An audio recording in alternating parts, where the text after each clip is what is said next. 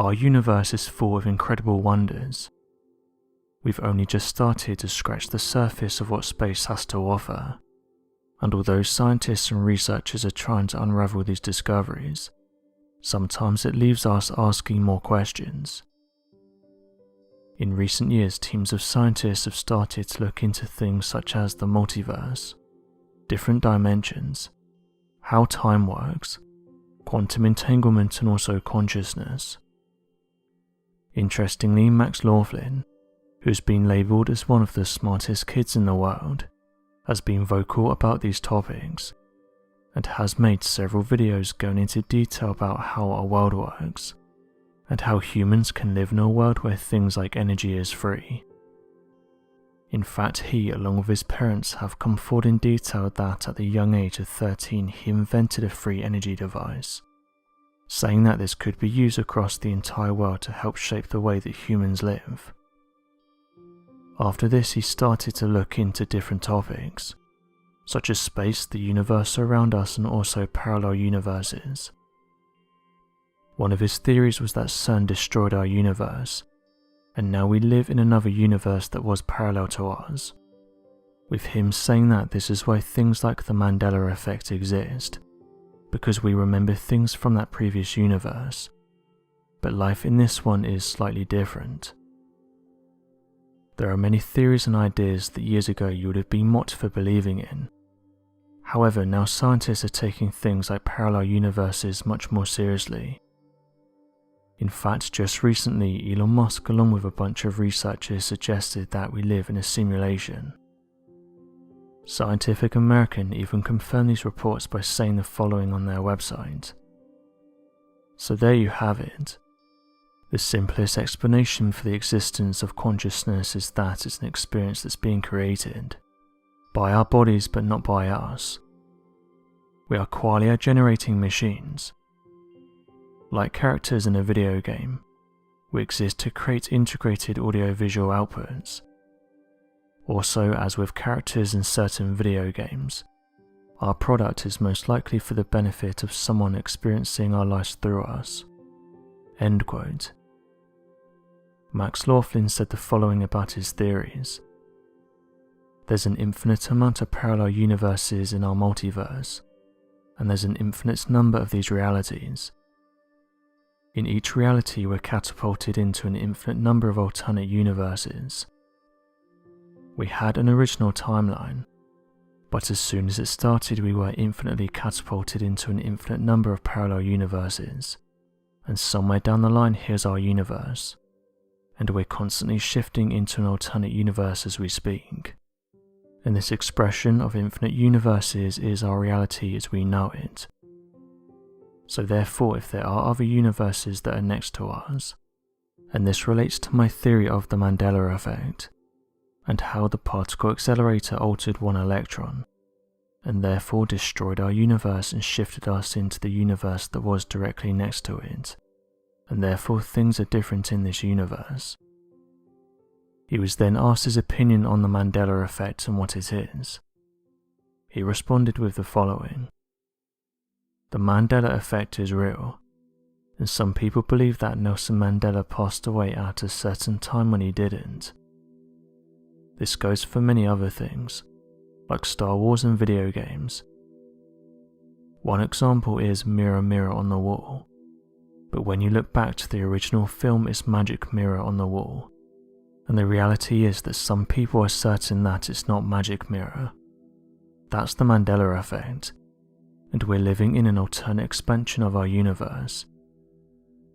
In my scientific notes, I found rewritten signatures, and things that are a bit different from what I wrote. Max was then asked how the Mandela Effect happened, and how it changed things. He said the following. It never changed, we changed. You see, we're moving relative to our universe, and our universe was destroyed. So now our parallel universe started to move parallel to us, because we were out of alignment. When asked what happened with Mirror Mirror on the Wall and Magic Mirror on the Wall, he said that it wasn't two studios, but rather a different timeline. our universe was out of balance due to the Large Hadron Collider, a single electron which I believe shifted us into a parallel universe, considering that because of a chain reaction that had a huge reaction on our universe. I believe the Large Hadron Collider set off a huge chain of events, and that everything as we know it shifted into this parallel universe. This is my belief. Of course, this is just a theory, and I'm still developing it, but within that small moment of time we were instantly shifted. It could be possible that people at CERN saw this little vulnerability in the space-time continuum, and they may have gone in and picked out these iconic moments and changed them, to prove that reality is not what we think it is. This could be true, and there's theories that they're working on portals there, and that these changes have come in order to bridge the universe. These are just fairy tales, but all fairy tales are based on something. The previous universe was destroyed, but there's an infinite number of parallel universes, and that means that there's an infinite possibility that everything contained within this range existed and will happen. For example, there's a reality where it's possible this world didn't even occur. Maybe there's a reality where our universe stopped and then destroyed itself. There's an infinite number of possibilities. There is something larger than everything. It's even a paradox itself. We're not going to figure this out for a while, but I think that I figured this stuff out. But as of right now, all of this stuff is just a theory. It's hard to prove a theory about alternate reality and multiverses. I think I have a basic idea of what is possibly happening. It's all theoretical, and really it's just a matter of how much I think I can explain it.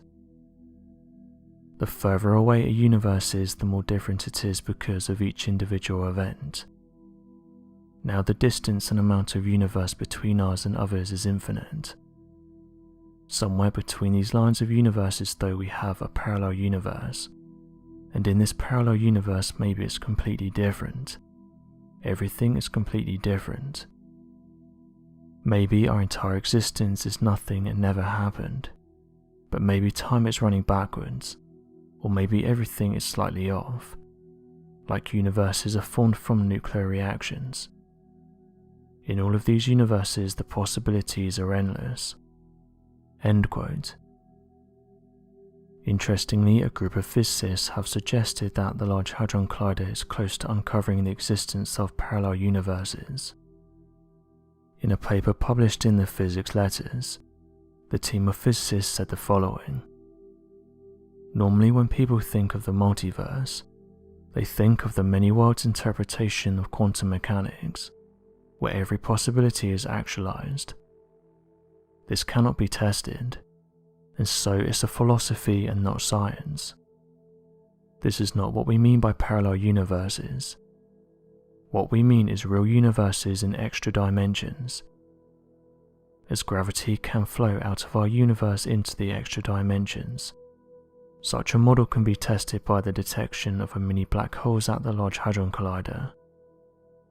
We have calculated the energy at which we expect to detect these mini black holes in gravity's rainbow, which is a new theory. If we do detect mini black holes at this energy, then we'll know that gravity's rainbow and extra dimensions are correct." End quote. Back in 2018, Sunspot Solar Observatory in New Mexico was investigated over an 11-day period. The closure of the Sunspot Solar Observatory led to many theories being put forward as to why it was shut down. The reason behind the closure was so that officials could carry out an official investigation into the janitor that was working there, saying that the individual was using the observatory's Wi-Fi network in order to send and receive things that they shouldn't have been. Since this has come out though, other people who have connections to this event have spoken out. The individual who was in charge of shutting down the facility told the chief observer at the facility that they'd found something, and that the things that were being searched for via the observatory's Wi-Fi were not good. The investigators were able to track all of this activity, knew where the individual lived, and could see the type of things that they were searching and sending. The laptop was eventually confiscated, and the solar observatory was closed for almost 2 weeks.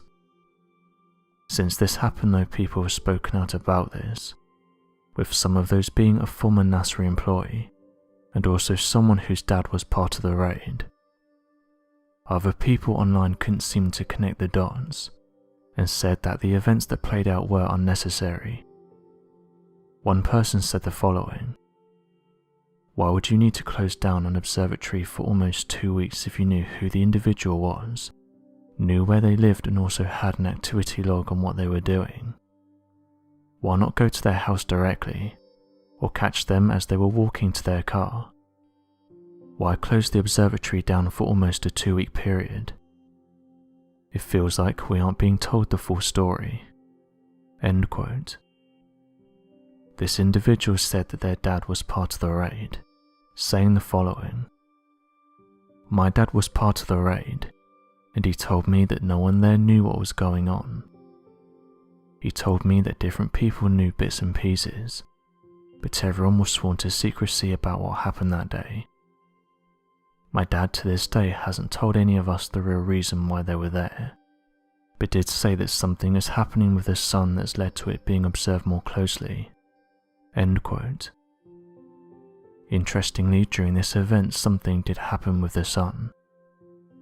Amateur skywatchers noticed that strange objects could be seen close to our sun, with many of them being able to capture photographs of this event, leading them to ask whether this was the real reason why the observatory had been closed down in the first place, in fear that it would cause people to panic and question what these things were. Although scientists denied these claims and said that the observatory wasn't closed for this reason, people did go on to share their photographs of the sun, along with highlighting the strange objects. One event that did happen was 2 lunar transits, with NASA saying the following on their website: "NASA's Solar Dynamics Observatory saw 2 lunar transits as the moon passed in front of the sun. A transit happens when a celestial body passes between a larger body and an observer. This first lunar transit lasted 1 hour and obscured 92% of the sun at the peak of its journey. The second transit happened several hours later at 9:52 p.m. and lasted a total of 49 minutes. The moon appears to go in one direction and then switches direction to cross the moon again. The moon does not of course actually change direction, but it appears to do so from the Solar Dynamics Observatory perspective, based on the fact that the spacecraft's orbit essentially catches up and passes the moon during the first transit." End quote. Interestingly, during this time it became apparent that 6 more solar observatories had been shut down, including Australia, Chile, Spain, 2 in Hawaii and Pennsylvania. All of their cameras were down at the same time during the solar observatory's closure. While the solar observatory was shut, one resident by the name of Maria photographed something incredible next to the sun, describing it as a massive craft that looked like a disc. This strange object was also surrounded by what appeared to be hundreds of smaller objects. When she uploaded these photographs, it led many to suggest that this may have been the real reason for why the observatory was shut down, with believers saying that this would be something that they wouldn't want the public seeing. One person said the following about these photographs: "What if they closed it because they didn't want people to see these things close to our sun? We still haven't got an answer for why they decided to close it for so long." Well, this person said this: "Something that often gets missed about this story is the fact that they closed down the nearby post office. Now to me, the only reason why they would do this is to prevent information from getting out. People that work close to the area have told me that pretty much everything was shut down, and that they didn't want anything getting out. I wonder if they shut it down for so long because they had to do the rounds and tell everyone to be quiet about what was going on. Why else would you shut everything down?" End quote. Other people speculated that it may have had something to do with Space Force, suggesting that they may have been conducting space activities that they didn't want people knowing about. As of right now, there's still many unanswered questions. Why did they shut down the observatory for so long? Why did they close the post office? Why were 6 other solar observatories temporarily shut down while all of this was going on? What do Maria's photographs show? Could this be the reason why all of this happened?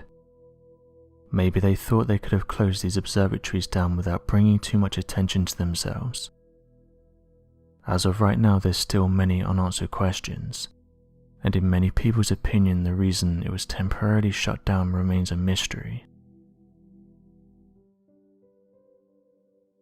A few months back, several news outlets reported that something was happening to birds in various different countries, noting that they couldn't explain why so many of them were dropping out of the sky.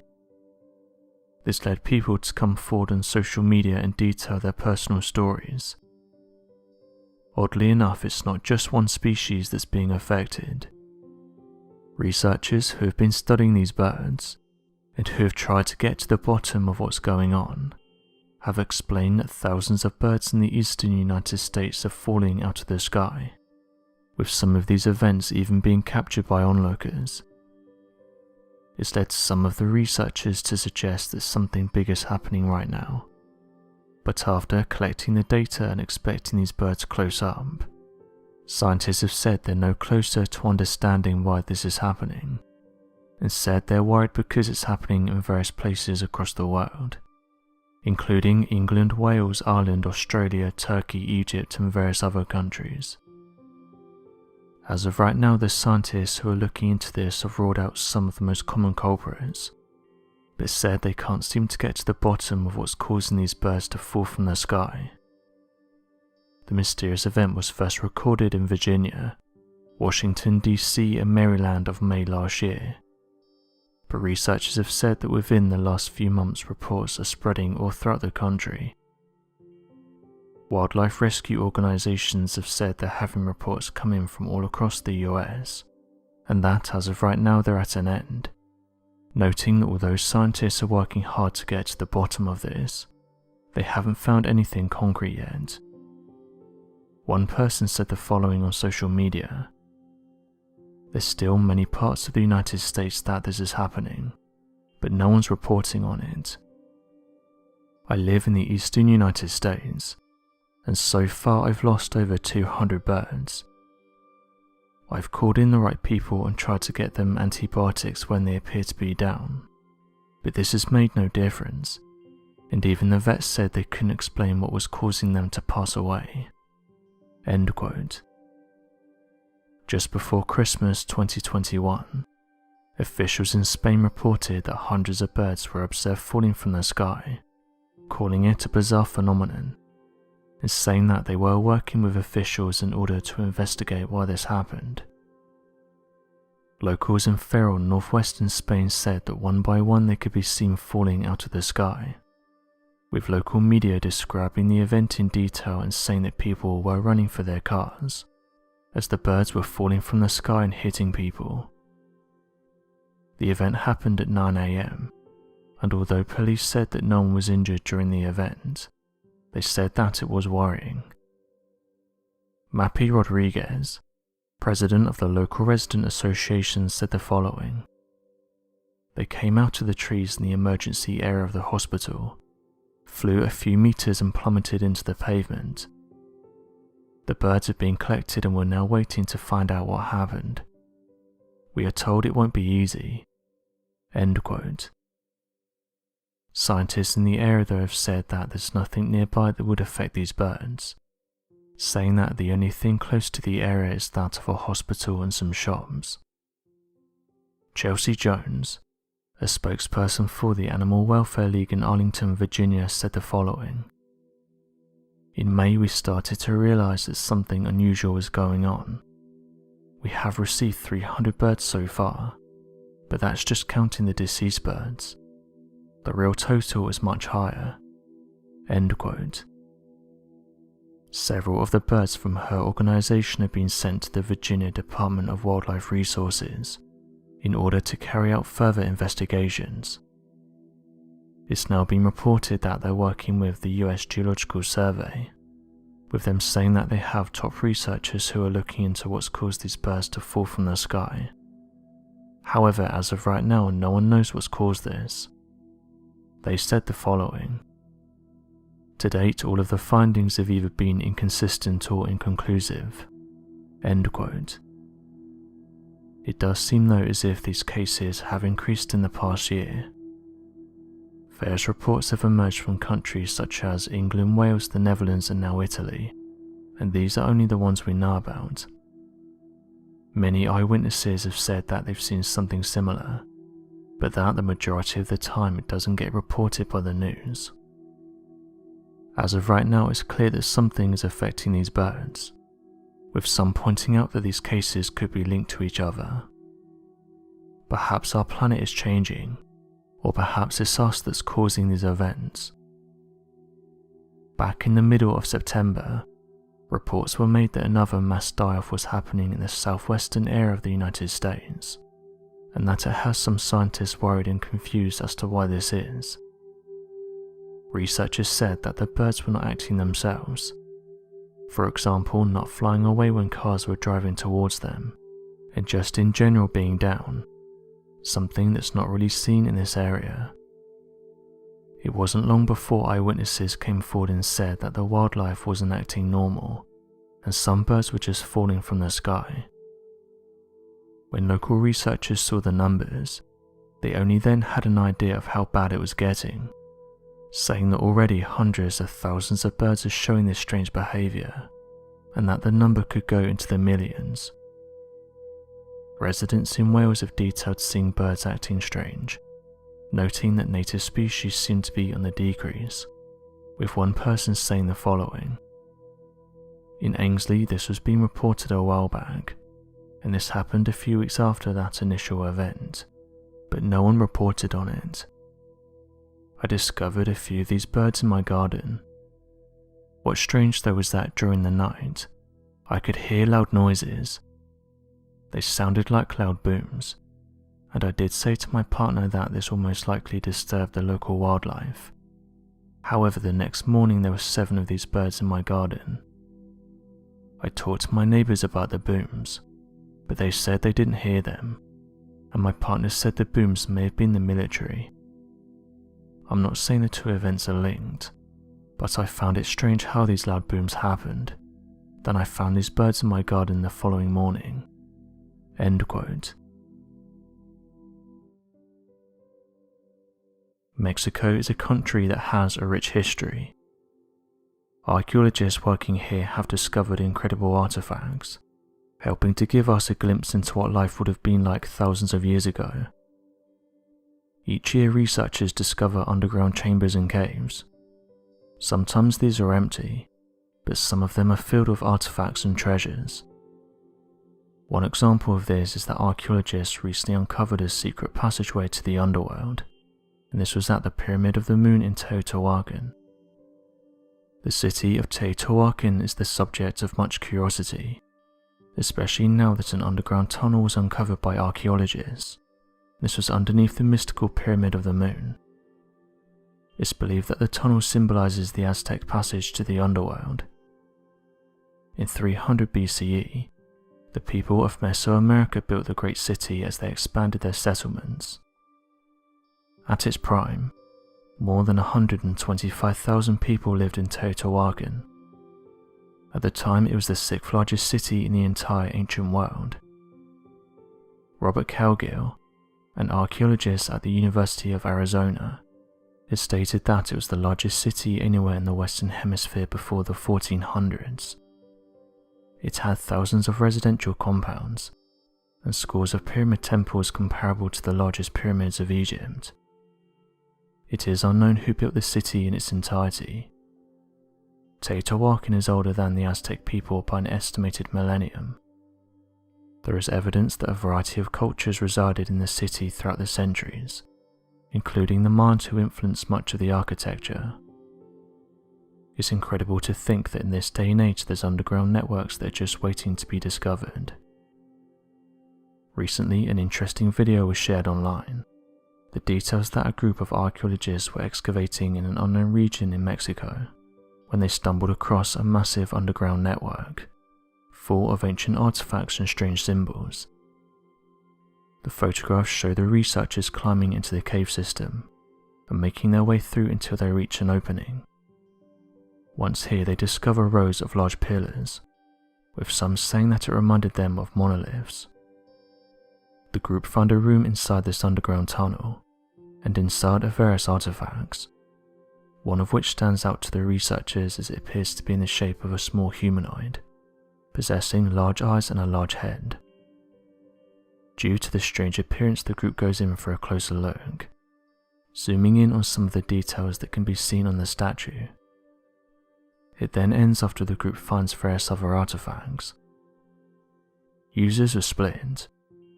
There were some that said the photographs are fake or were created, while others said that these could be real. It said that sometimes discoveries like this don't always reach the mainstream media and sometimes get hidden by local governments. One user said it's likely fake and that the video was created for attention, but others said that usually when these types of videos are faked, they're done with things like houses and feel like an art project.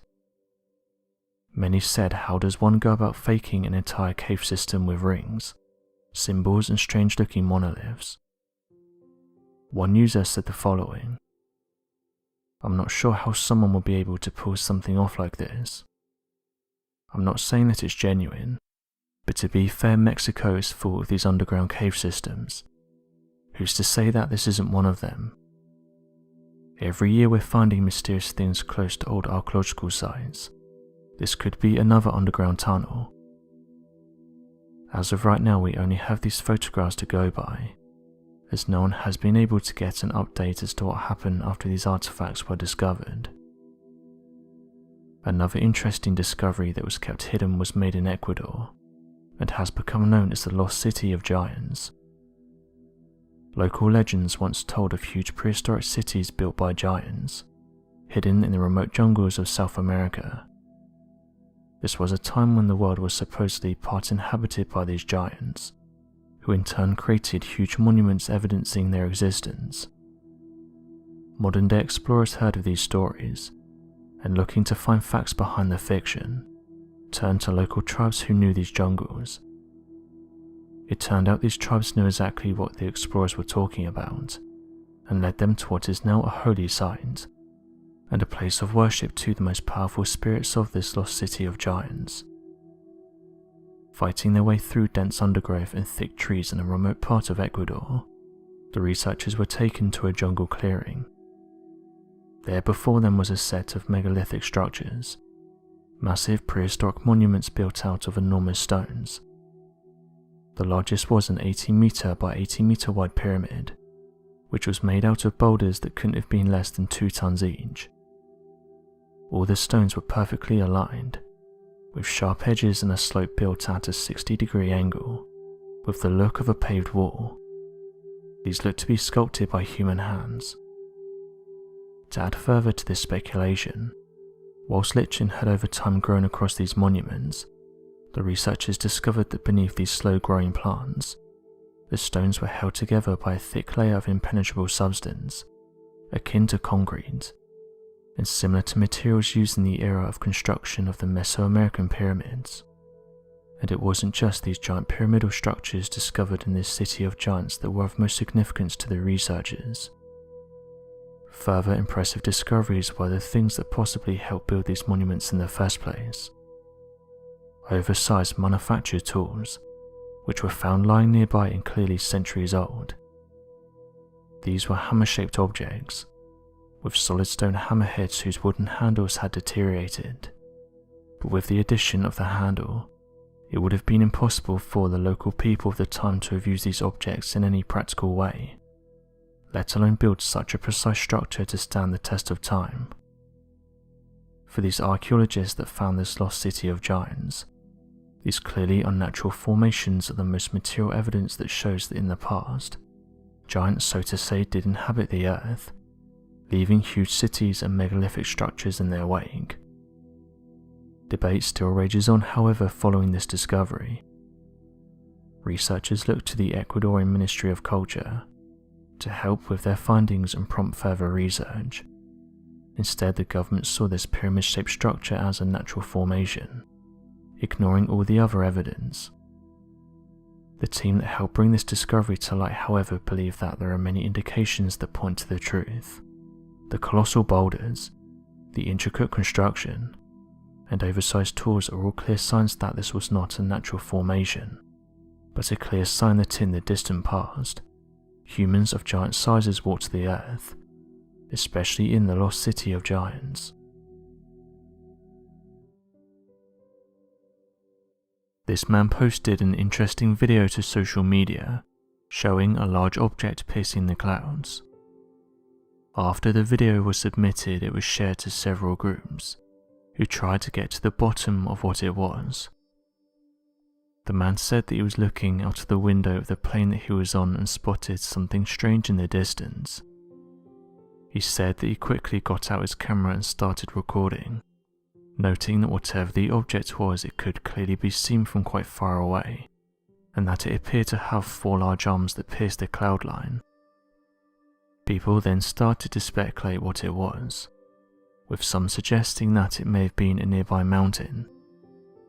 Although there's various mountains that's over 20,000 feet, it's hard to judge how high this plane was at the time the footage was taken. Clouds appear all throughout the troposphere, with high clouds ranging from 10,000 to 60,000 feet.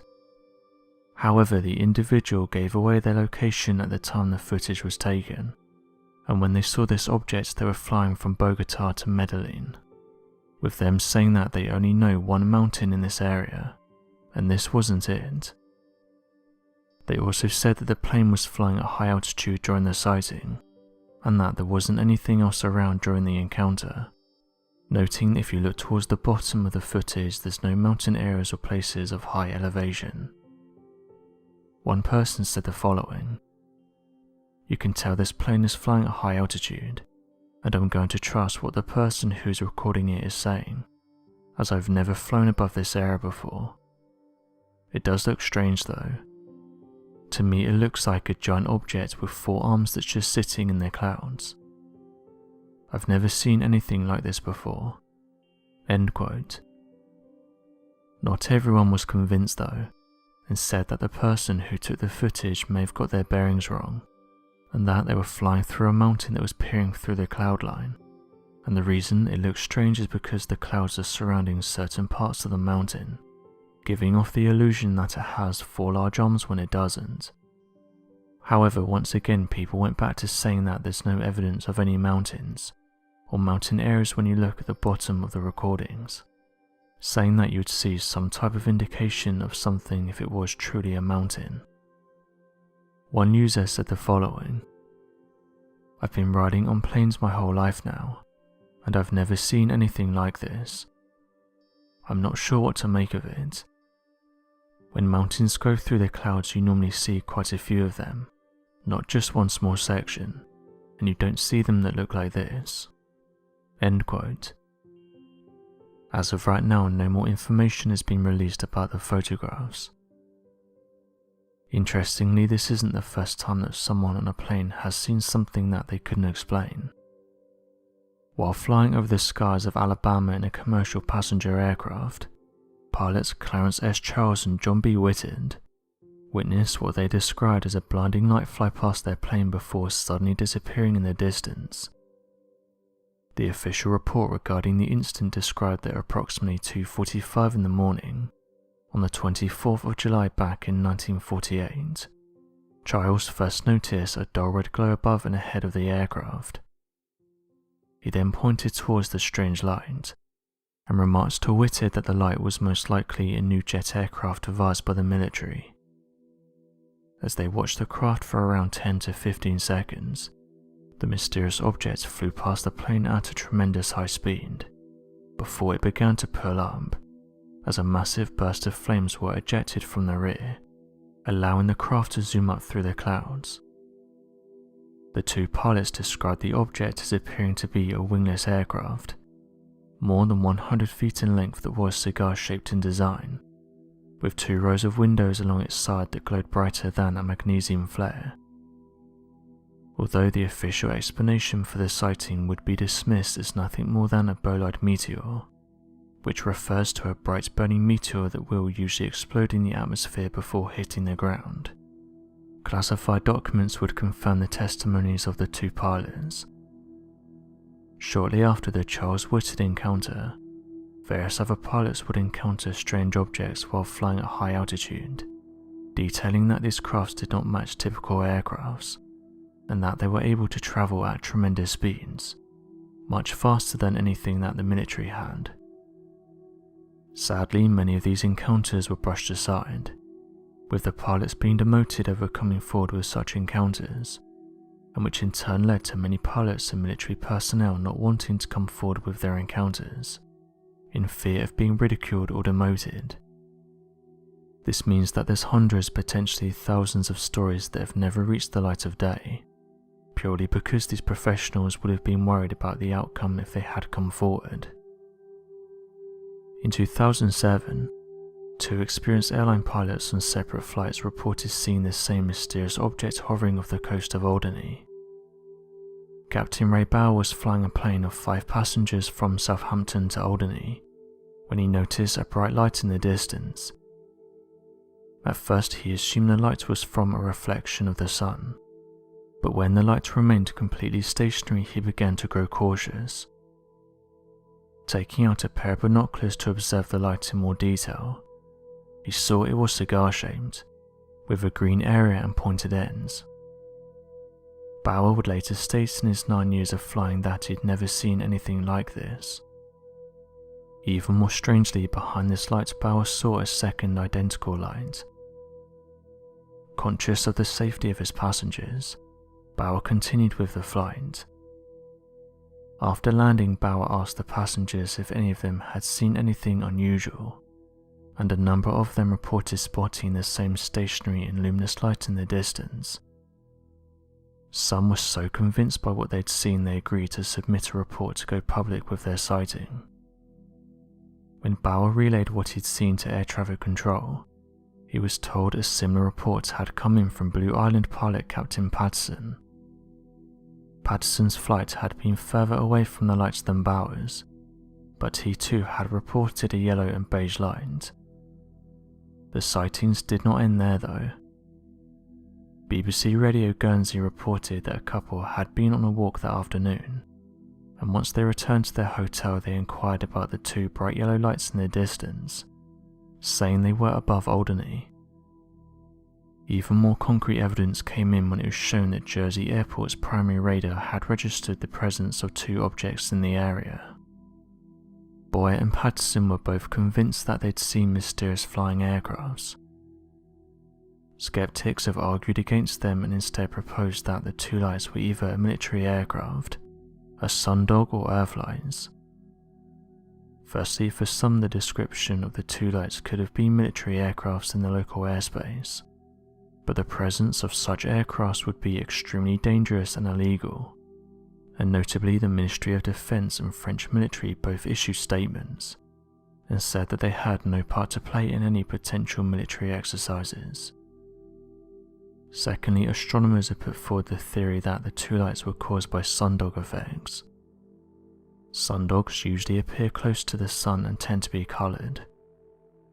While the description of the sundogs fits the profile of the lights that Bauer and Patterson spotted, what's problematic is that the 2 lights were reported at an altitude of around 20,000 feet, much further below the sun than sundogs would be.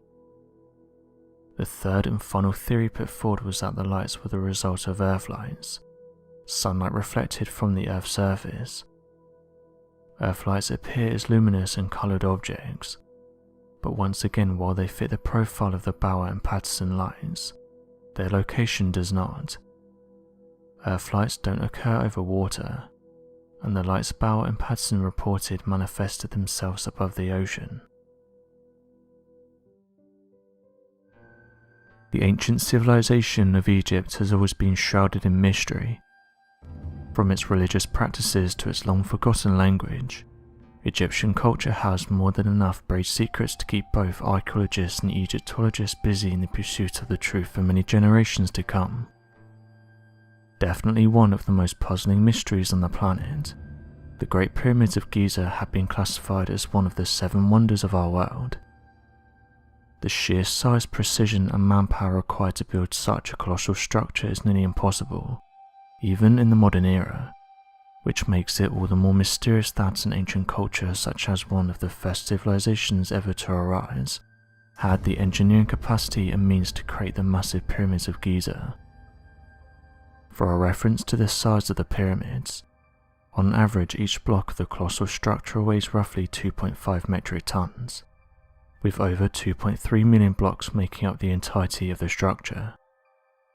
Not only did this require 315 blocks to be moved in place each day for the next 20 years, but to accomplish such a building scale of delivering the large stones and moving them into place even today would be a near impossible feat unable to be matched. If a stone wall was made to be 2 feet high and 4 inches wide, using the blocks of the pyramid at Giza, the wall would wrap around the circumference of the entire world. Not only this, but the blocks were made with such perfect precision that each block appears to be an exact clone in size to the rest of the blocks of the pyramid, meaning the cut of each stone was so perfect, it would be impossible to slide something as thin as a piece of paper between any 2 stones. The only way to accomplish such a precision cut in the modern era would be to rely on laser guiding and cutting.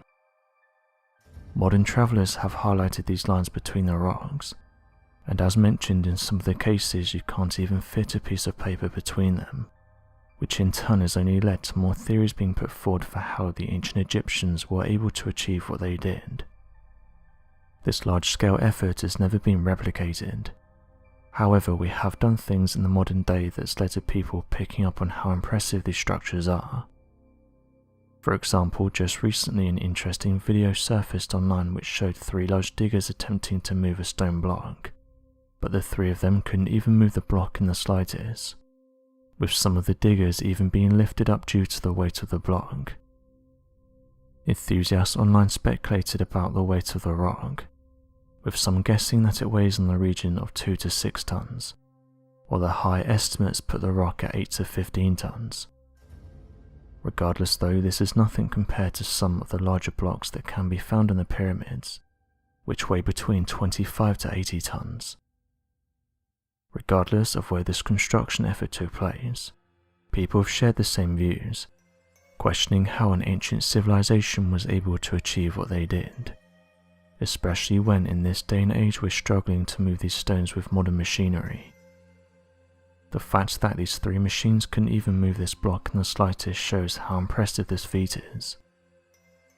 Modern researchers have said that the ancient Egyptians moved these massive stone blocks by using wooden planks, with archaeologists from the French Institute for Oriental Archaeology in Cairo said that this method is the one they used. Interestingly though, some researchers have spoken out about this method, saying that any discovery that is made from ancient times is impressive and should be preserved in the best way possible, but notes that the pyramid and ramp connection is a bit of a stretch. Another thing that researchers have discovered is that the pyramids themselves aren't just massive stone structures.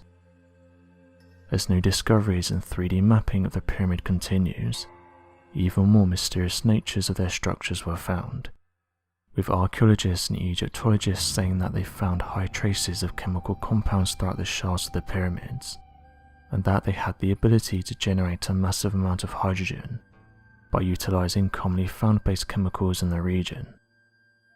This has led some to theorize that the pyramids themselves could have once been powerful hydrogen generators, capable of supplying electricity and energy similar to modern-day power plants. Considering no other explanations for the trace chemicals have been posited forward with any success, it appears to be the only standing theory relative to explaining any purpose that the pyramid had, considering not a single body or artifact has been found inside the structures, including chambers never previously opened inside the colossal structure. Whatever theory you subscribe to, the nature of the pyramids are not just a mystery of Egypt, but a mystery of the history of humanity. One of the most overwhelming pieces can also be found by looking at these massive structures, and the math used to construct them, the Royal Cupid. The ancient Egyptian Royal Cupid is the oldest attested standard of measurement, dating further back than 4000 BCE, making it one of man's earliest tools used in construction. The strange thing about this is not the age of the measurement system, but rather the math behind it. The Egyptian Royal Cubit is exactly equal to pi minus pi squared. It uses a perfect measurement of well-known mathematical discoveries in the modern age to get perfect units of measurement. Interestingly enough, this unit is a perfect subdivision of the circumference of the Earth. Many scholars will wrongly assume that the Egyptian Royal Cubit was measured by using the distance from the pharaoh's elbow to his fingertip, but that is far from the truth. This means that not only did the Egyptians base their measurement off the subdivision of the Earth itself, but also mapped out the Earth's size, rotation, movements, and even the latitude and longitude of the planet all the way back in 4000 BCE. For those that believe this could be impossible, the pyramid at Giza uses this Royal Cubit measurement system and comes out to a perfect subdivision of Earth, being exactly 1 out of 172,800 units of the Earth's circumference. Not only this, but oddly enough, the latitude and longitude of the pyramid comes out to be exactly the speed of light, something impossible to have known for such an ancient civilization. The ultimate goal of NASA is to find signs of life out in the universe. We've sent various messages out into the cosmos, with one of the most well-known ones being that of the Voyager Golden Records. President Jimmy Carter said the following: "This is a present from our small distant world, a token of our sounds, our signs, our images, our music, our thoughts and our feelings. We are attempting to survive our time so we may live into yours."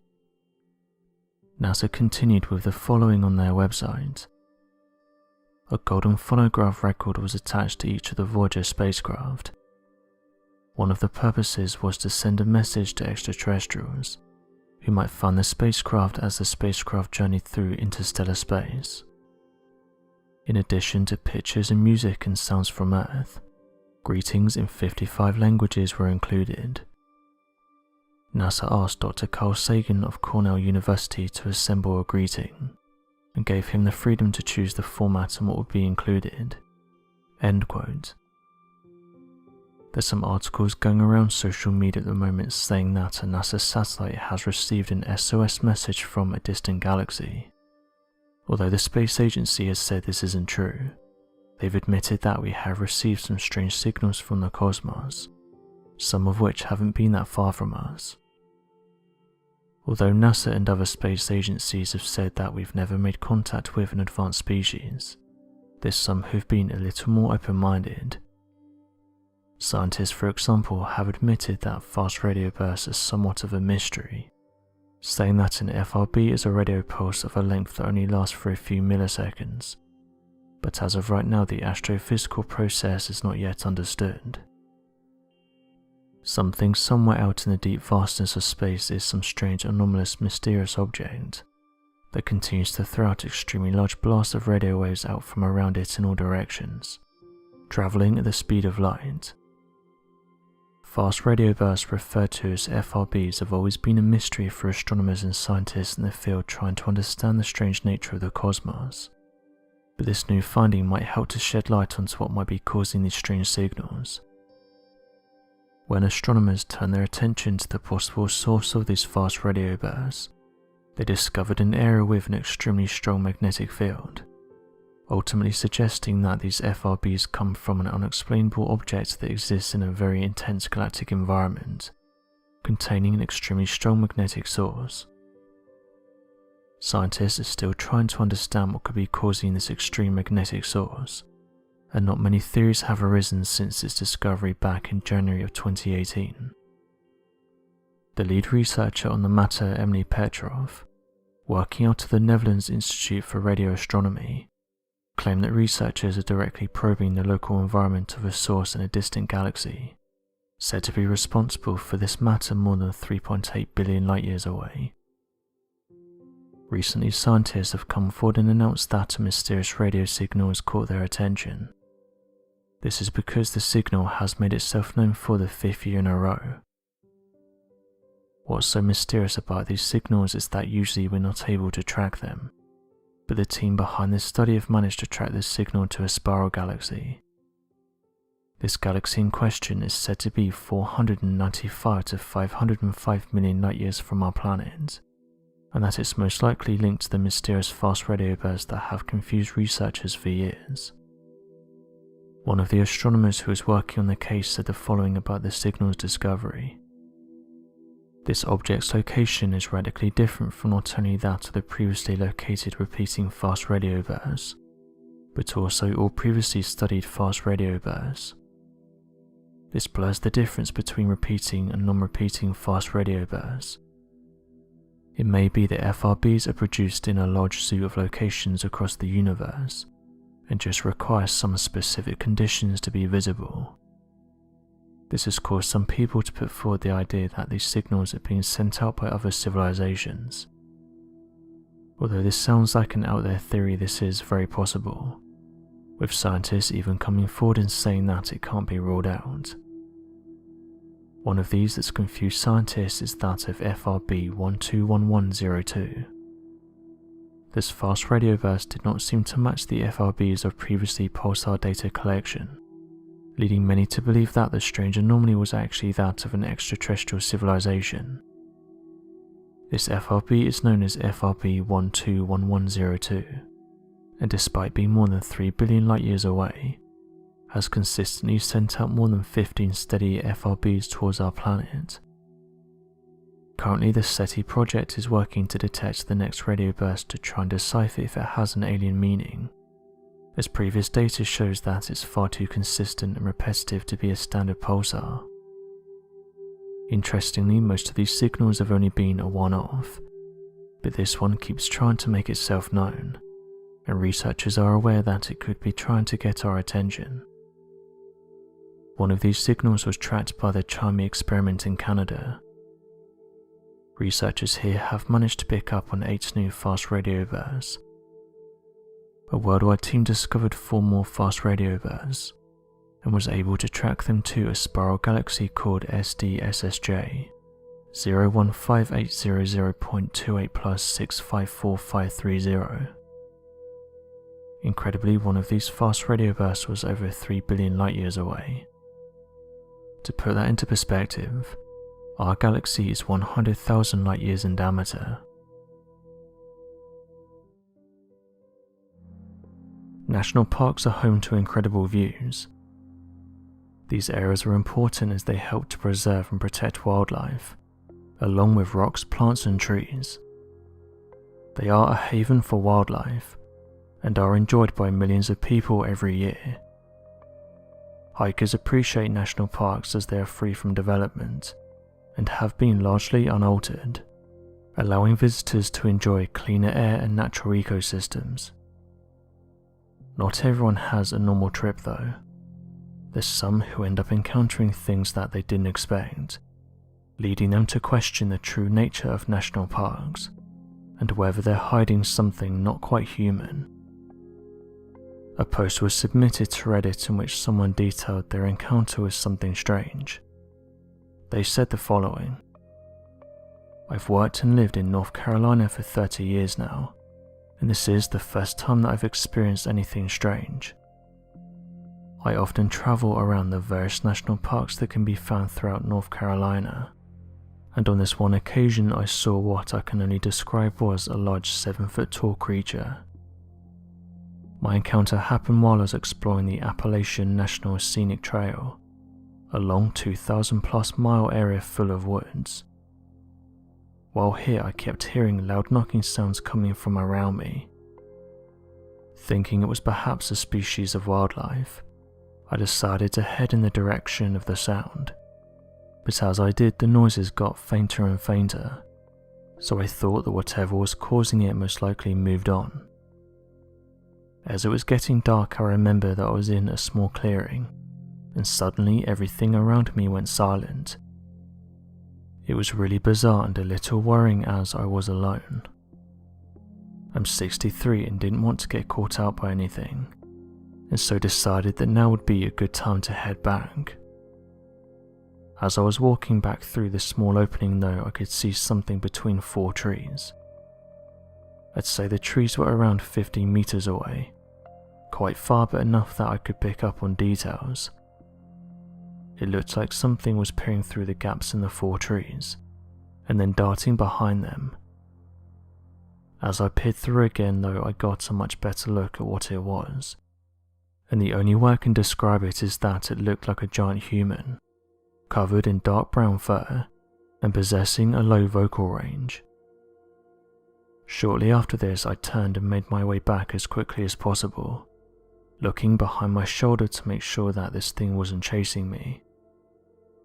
To this day, I can't explain what it was that I encountered. I keep trying to tell myself that it was some type of animal, but I know that it was definitely humanoid in appearance." End quote.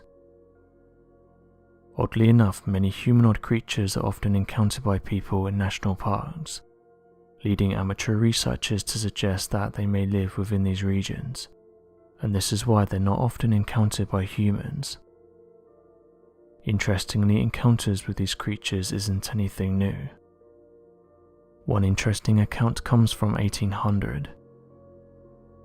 Located on the border of the state of Florida and Georgia is a 438,000-acre swampland that stretches across the state borders and houses a wide variety of undiscovered animals and insect species.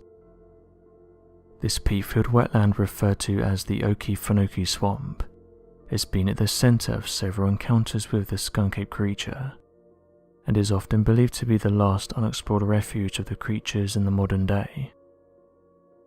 Even more interesting, the name Oki Funoki is a native Creek Indian word that roughly translates to mean the land of the trembling earth, and seems to reference a massive creature that's known for shaking the earth as it walks. The oldest known skunk-ape encounter to have occurred within the Oki Funoki Swamp was reported back during the winter of 1828.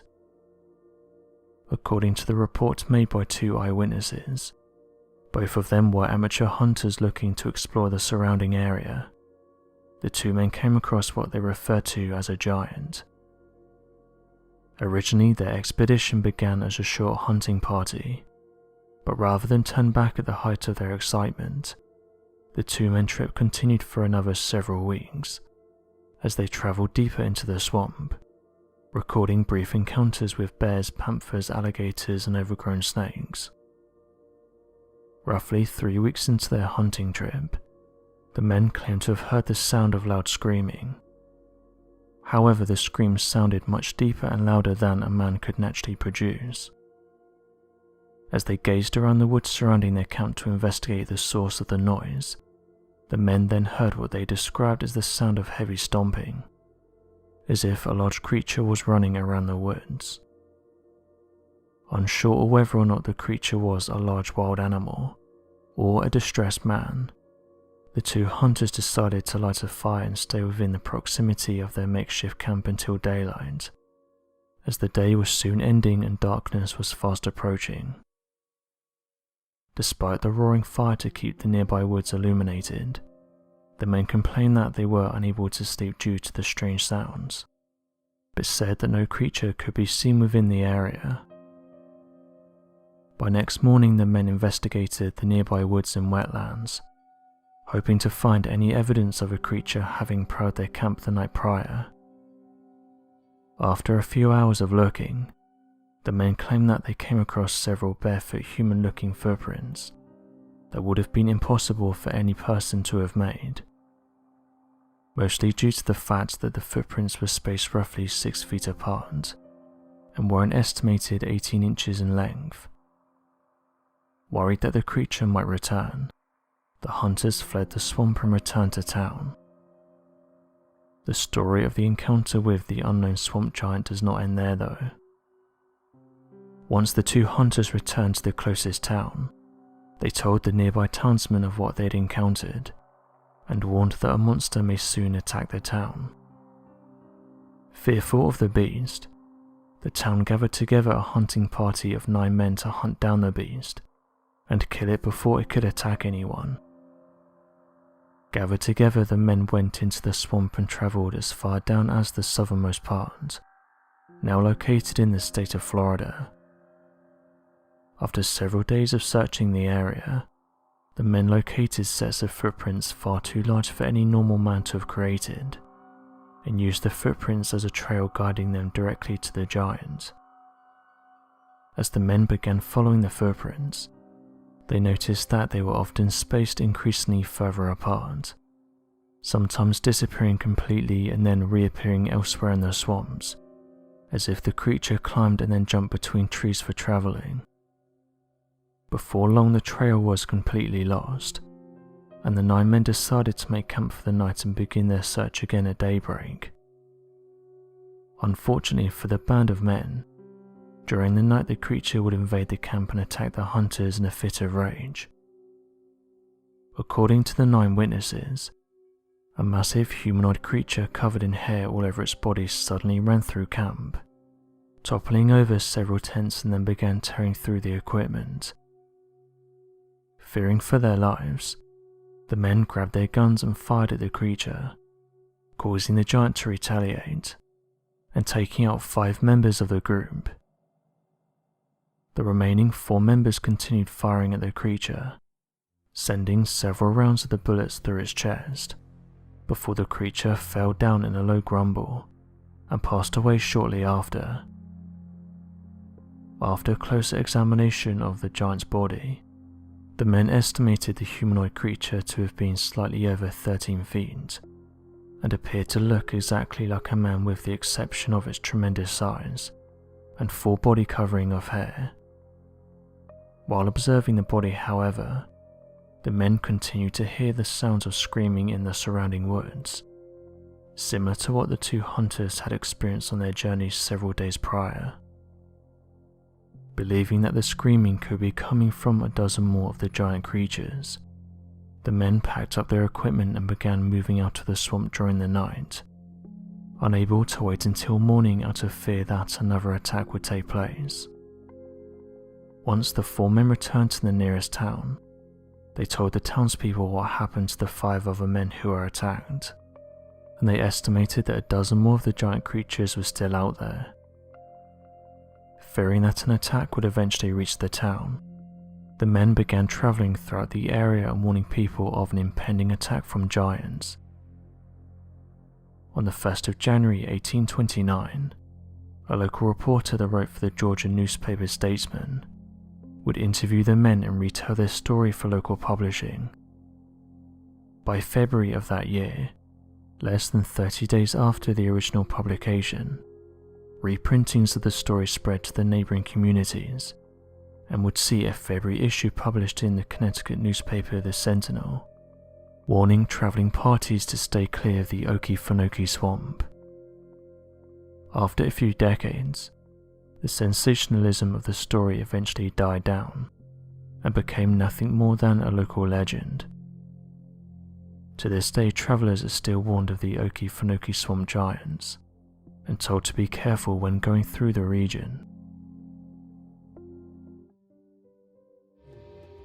The life of a Navajo park ranger isn't an easy one. Not only do you deal with everything a normal police officer does, but every so often they will encounter things they can't explain. One of the places where officers are seeing strange things is that of the Navajo Reservation of the American Southwest. This location is known for mysterious and legendary stories, and although many officers don't like to talk about their encounters, some have come forward in recent years and shared some of the things that they've witnessed. Located southeast of Ballard, Utah, is a property that has become synonymous in the coming years as being a gateway into another world, being filled with impossible to explain occurrences and supernatural encounters. The property has been given the nickname of the Skinwalker Ranch, given the sheer number of encounters over the past few years that seem to only be growing in oddity. Although the property has been well documented over the years, it's still not entirely understood what goes on there, and what's behind the countless strange happenings that have been recorded on the property. Interestingly, the entire area surrounding Utah and the Navajo Nation has allegedly been home to mysterious creatures, with farmers and landowners coming forward with their stories that detail encountering creatures that seem to have the ability to defy all logic, which in turn has caused them to be pushed out of their home in fear that something might happen to them.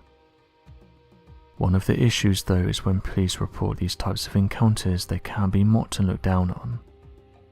The police in Navajo Nation, however, have a different view on things.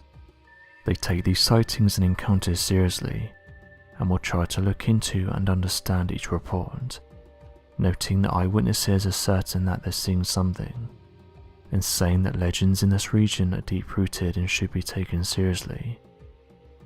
The Navajo Nation Police Department gives people somewhere to go for such cases. They've allowed people to talk to them and have had their cases investigated.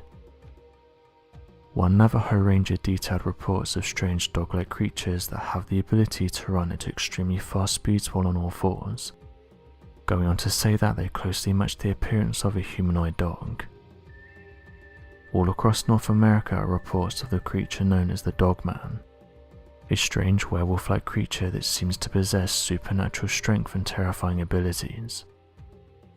Some have often compared the creature to that of a more dog-like Sasquatch, where others believe it to be more of a werewolf beast, and at the centre of the numerous skinwalker legends. It appears that these strange theories are all the more connected when looking at the witness accounts taken from those that have experienced a number of the strange events at Skinwalker Ranch. According to a mother named Rihanna Smith, she'd been driving down an old dirt road located near Skinwalker Ranch with her infant son in the car, trying to get to a friend's house for a small party that they had arranged. As she approached the corner of an intersection near the ranch, she'd claimed that a large cow had run into the dirt road after it rushed out of the nearby bushes, saying that these were covering the side of the pathway and ran directly in front of the car. Before she could react though, the car struck the cow head-on and stopped the vehicle from moving. However, the witnesses were not injured, saying that the car was already slowing down. As the car came to a stop, the woman noticed a large wolf-like creature that was standing on its hind legs and staring directly at the car as the headlights were shining on it. This caused the mother to turn and run away in fear. Shortly after, Skinwalker investigators were on the scene and questioned the mother and son separately to understand what had happened. The investigators would later write that even the young son would mention a large wolf in the road, backing up claims that the mother had made in confidence to the other reporters. Oddly enough, a number of reports surrounding that of a dogman and werewolf-like creatures seemed to come from that of the state of Utah, the state in which the Skinwalker Ranch resides. One Navajo ranger opened up about some of the things that they've witnessed while being on duty. He reported the following incident. While driving, I encountered something that to this day has stuck with me. I was driving through Crown Point, but I could see that something was running alongside my car. I slowed down so I could get a better look at this thing, not realizing that at the time I was driving around 30 miles per hour, so whatever this thing was, it was easily able to keep up with my car. When I looked in my mirror, I could see that this thing looked like a giant dog. It ran to the passenger's side and bumped the car. I then pulled to the right so I could get a better look at this thing, and the only way I can describe it is that it looked like a giant wolf. I then braked hard, which meant I was able to tuck in behind it, after which I put my full beams on and got a clear view of this thing. I would say it was around 6 feet in length and incredibly hairy.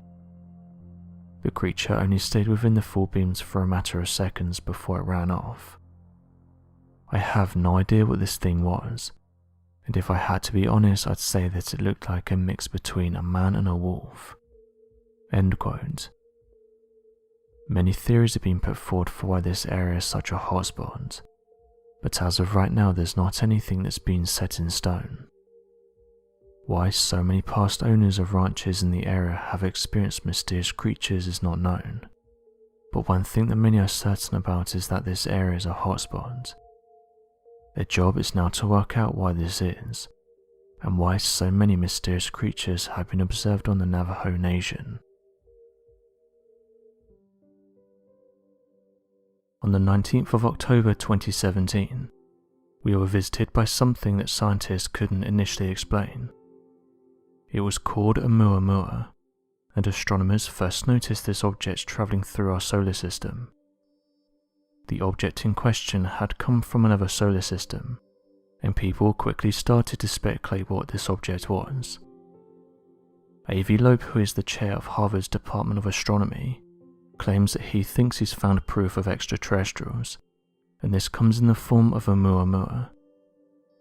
Now, though one resident from East Lake is attempting to make contact with the space object, and goes on to question why scientists haven't tried this yet, saying that researchers are quick to say that this thing is a rock, but yet haven't tried to send signals to it. It's rare that we have objects like this fly by us, so he found it strange why they wouldn't attempt to make contact with it. Mr. Hill and his team will use a powerful radio transmitter and antenna array which is located in Arizona, saying that their plan is to send signals to a Muammura in the hopes of getting some type of response. The transmission was sent on Christmas Eve, and went on until December 26th. Mr. Hill said the following: "You know, I think it's very important to transmit back to this object. They're actually pointing the array and the antenna in the direction of a Muammura. Truly, if we're not alone, and what the team members believe is that when a Muammura came through our solar system, it might have been waiting for the proper response, the proper transmission that had the right key. I think it's super important because they need to know that we're ready for contact." End quote. Cleveland State University researcher astronomer Jay Reynolds responded with the following: "We have never photographed this object. We are basing it on the evidence. This object is very reflective and also has little thrust, so it's accelerating out, but there's no evidence that this is anything but an asteroid or a comet. So to what gain? Because there's no evidence to suggest that there's anything there to receive a signal, or to respond to a signal. You and I can send out a signal tonight and get a response, but it's not confirmed until someone else does the exact same thing and gets a similar response. So until then it's all speculation. In order for all science to be accepted, it must go through a rigorous investigation, a rigorous confirmation process.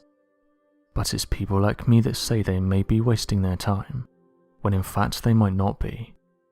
So give it a look, that would be very exciting. I would be very excited, so go ahead and do it. I'm all for it."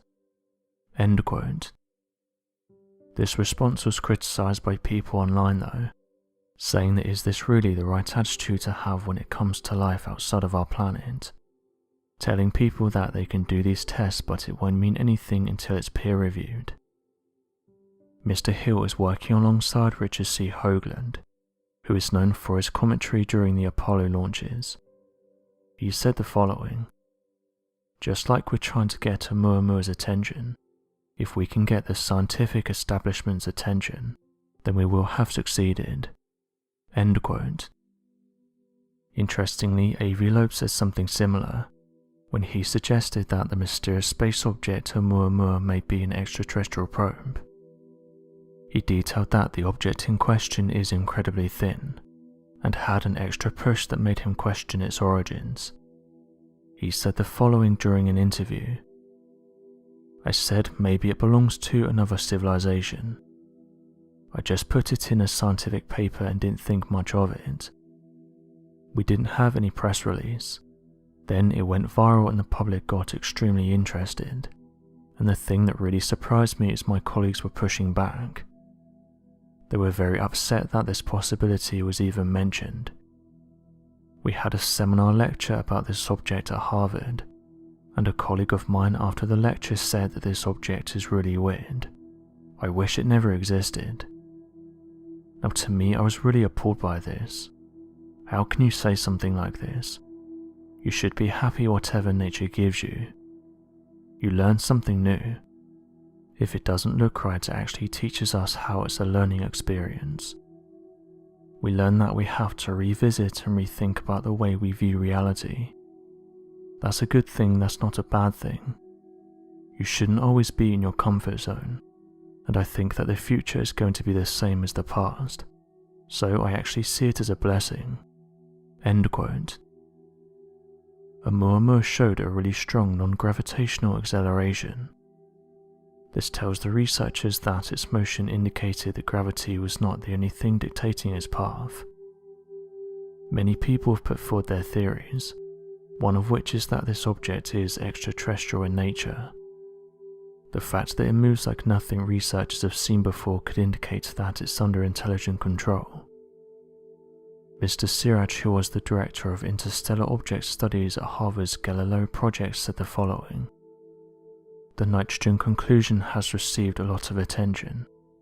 However, we show that the nitrogen model requires a mass of heavy elements that exceed the total quantity locked in stars, the absolute theoretical maximum, which means that the model is ruled out. We don't know what Muammura was, we just know that it's not nitrogen, since the mass budget would be untenable. There's no way to know what Muammura was since it's already gone. All plausible possibilities, including the artificial origin one, must be kept in mind during observations of future interstellar objects like Muammura. All of the existing theories regarding Muammura's provenance invoke never-before-seen astrophysical phenomena, including an ultra-porous aggregate 100 times less dense than air, a planet fragment that was tidally disrupted, exotic icebergs made of almost pure hydrogen or pure nitrogen, or a piece of artificial technological equipment. The close-up study of an object like Muammura from outside of the solar system, whether natural or artificial in origin, would reveal unprecedented insights about planet formation and life in the universe, transforming humanity's understanding of our place on the cosmic stage." End quote. A.V. Loeb continued with the following: "There are many cultures that existed in the past that we don't have direct access to, but we can find their relics, and I think we should think about space in the same way. It's much more likely that things existed and they're not around anymore, due to self-inflicted wounds or from natural disasters. You can have an asteroid impact or a flare from a hostile sun, something which happened with the planet which basically eliminated life. But until that point, there was a culture that created infrastructure that we can look for, and we can look for megastructures that are left on the planet or around the planet, or a tiny swarm of satellites that were artificially made. We can find things from the surface that indicate there was a war, or you can find technological equipment, artificial lights that exist even though this civilization is dead by now. You can find industrial pollution. Unfortunately, my colleagues are not thinking about these possibilities when they explore planets elsewhere. They are extremely conservative and they focus on primitive life.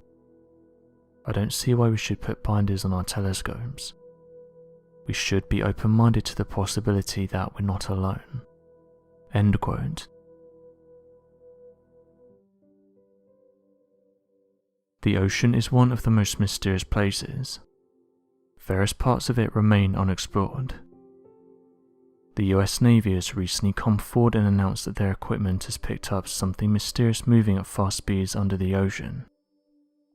The sonar data confirmed that the objects in question didn't match typical recordings they'd usually see, and happened around the same time as other strange reports. For years though, officials denied that these encounters were anything of interest. Now though, documents, testimonies and eyewitness reports have proven that these people were onto something, as various other pilots and Navy officials have said that there's mysterious crafts in our ocean. US submarines have detected mysterious underwater crafts, saying that they're travelling at hundreds of knots beneath the ocean, with Tom Rogan being one of the people who shared this story, saying that the United States Navy has data showing that submarines have detected a number of mysterious high-speed crafts, with them buzzing naval ships and then disappearing at fast speeds. Mr. Rogan said the following about the reports. I think what we may be looking at is a true unknown, which is to say intelligently controlled machinery that is not understood to be in the possession of the United States, China or Russia, which are the three most advanced countries in terms of military aviation. Researching this, there isn't anything that we have, top secret information about what China or Russia have, or what we have at any of our top secret installations that can do what these things do in terms of performance.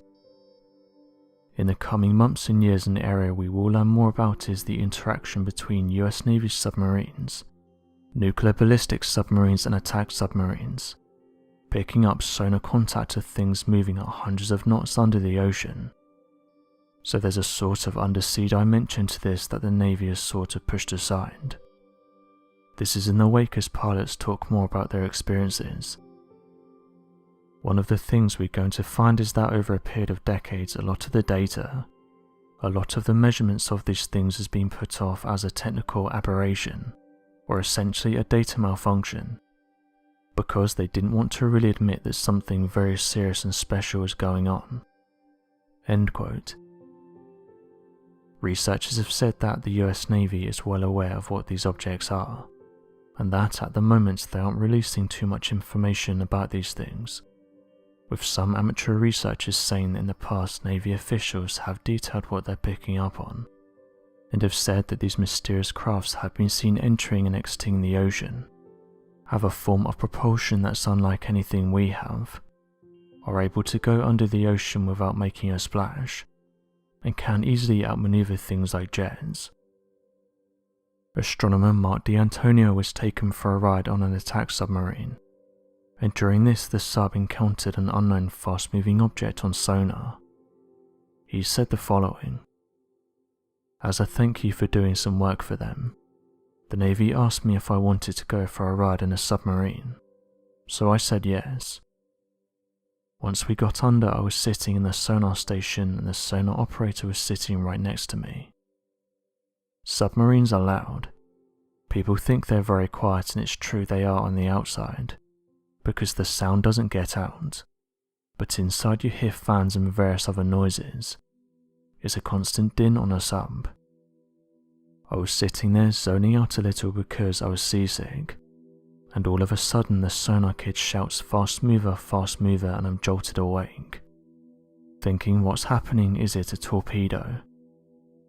The executive officer comes in and the operator shows him the path of the object, and the officer says, how fast is that going? And the kid said several hundred knots. I start to lean forward to listen in, and the officer said, can you confirm it? So we went to another sonar machine and confirmed it wasn't a machine anomaly. It was real. I thought, wow, that's incredible. When the sonar guy said, what should I do with this? The officer said, log it and dog it. In other words, log it and bury it. 4 years later, Mark asked a senior naval figure about what he saw, saying the following: can you tell me about the fast mover program? He looked at me and said, sorry Mark, I can't talk about that program. So he basically confirmed to me that the program exists. There's definitely no shortage of these mysterious crafts, and recent comments by US officials have only caused people to demand answers for what these objects are. John Ratcliffe recently said the following: we are talking about objects that frankly engage in actions that are difficult to explain, movements that are hard to replicate, that we don't have the technology for, or travelling at speeds that exceed the sound barrier without making a sonic boom. End quote. As of right now, people are still waiting on an official answer for what it was that the Navy encountered, along with other reports that come in from everyday people, including fishermen that spend large amounts of time on the ocean. Many of these eyewitnesses are just everyday people who've encountered something that they couldn't explain. What these objects are, and how they're able to achieve what they do, is still a mystery,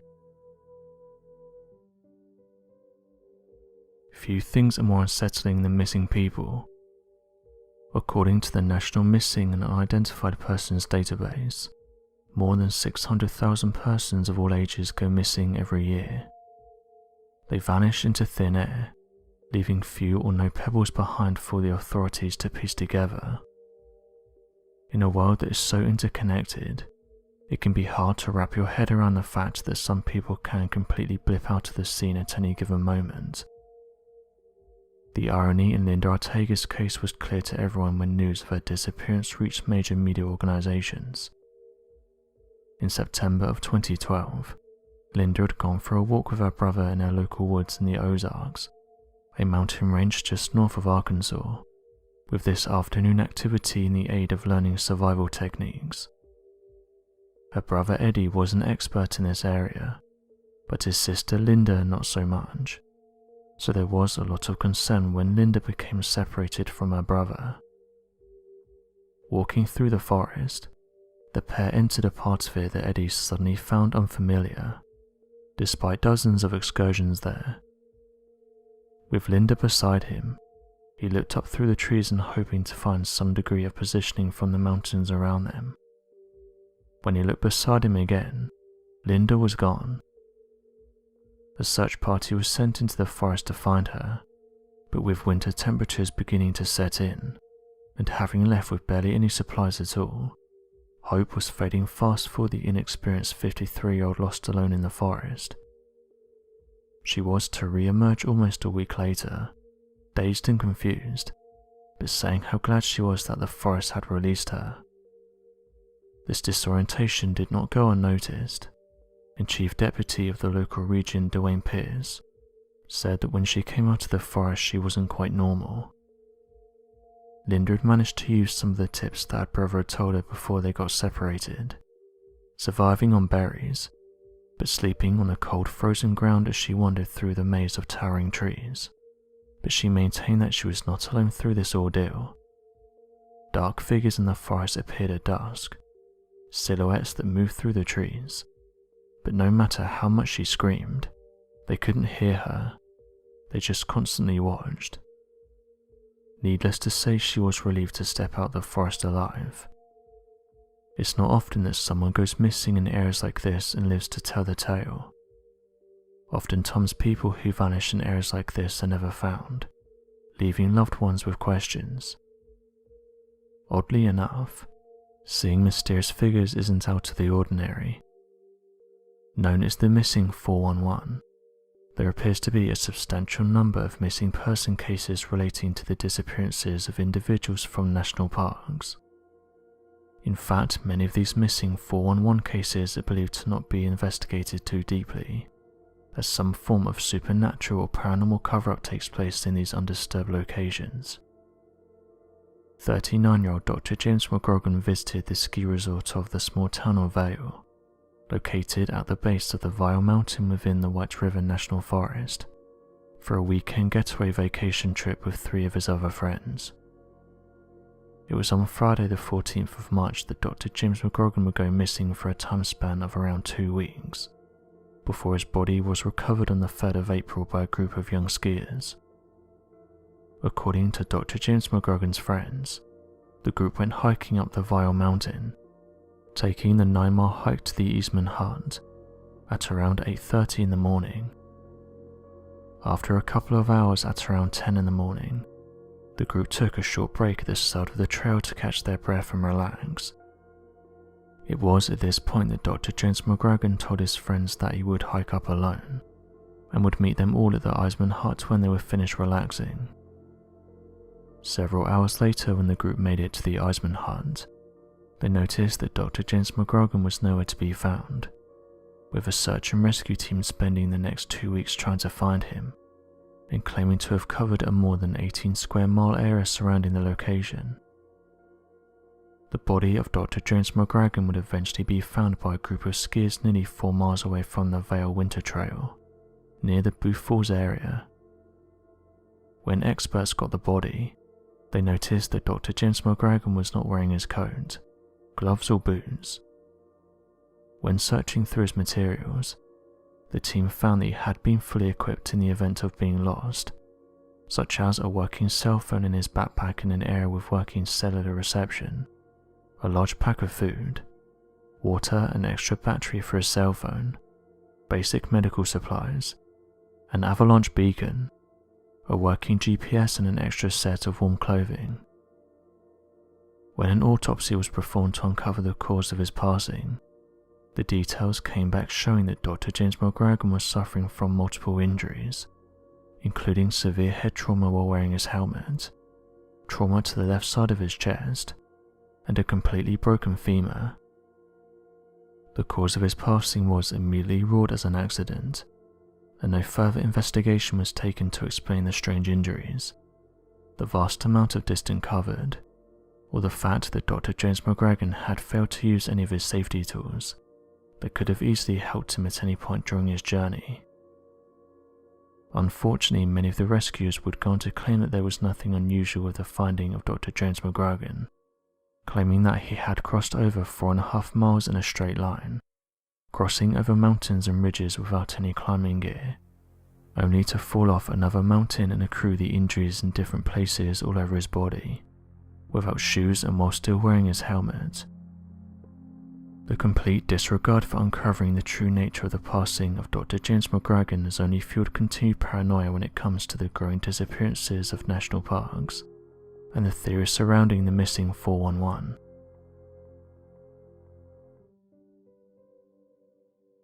Memorandum 6751 is an interesting document that was released online by the FBI.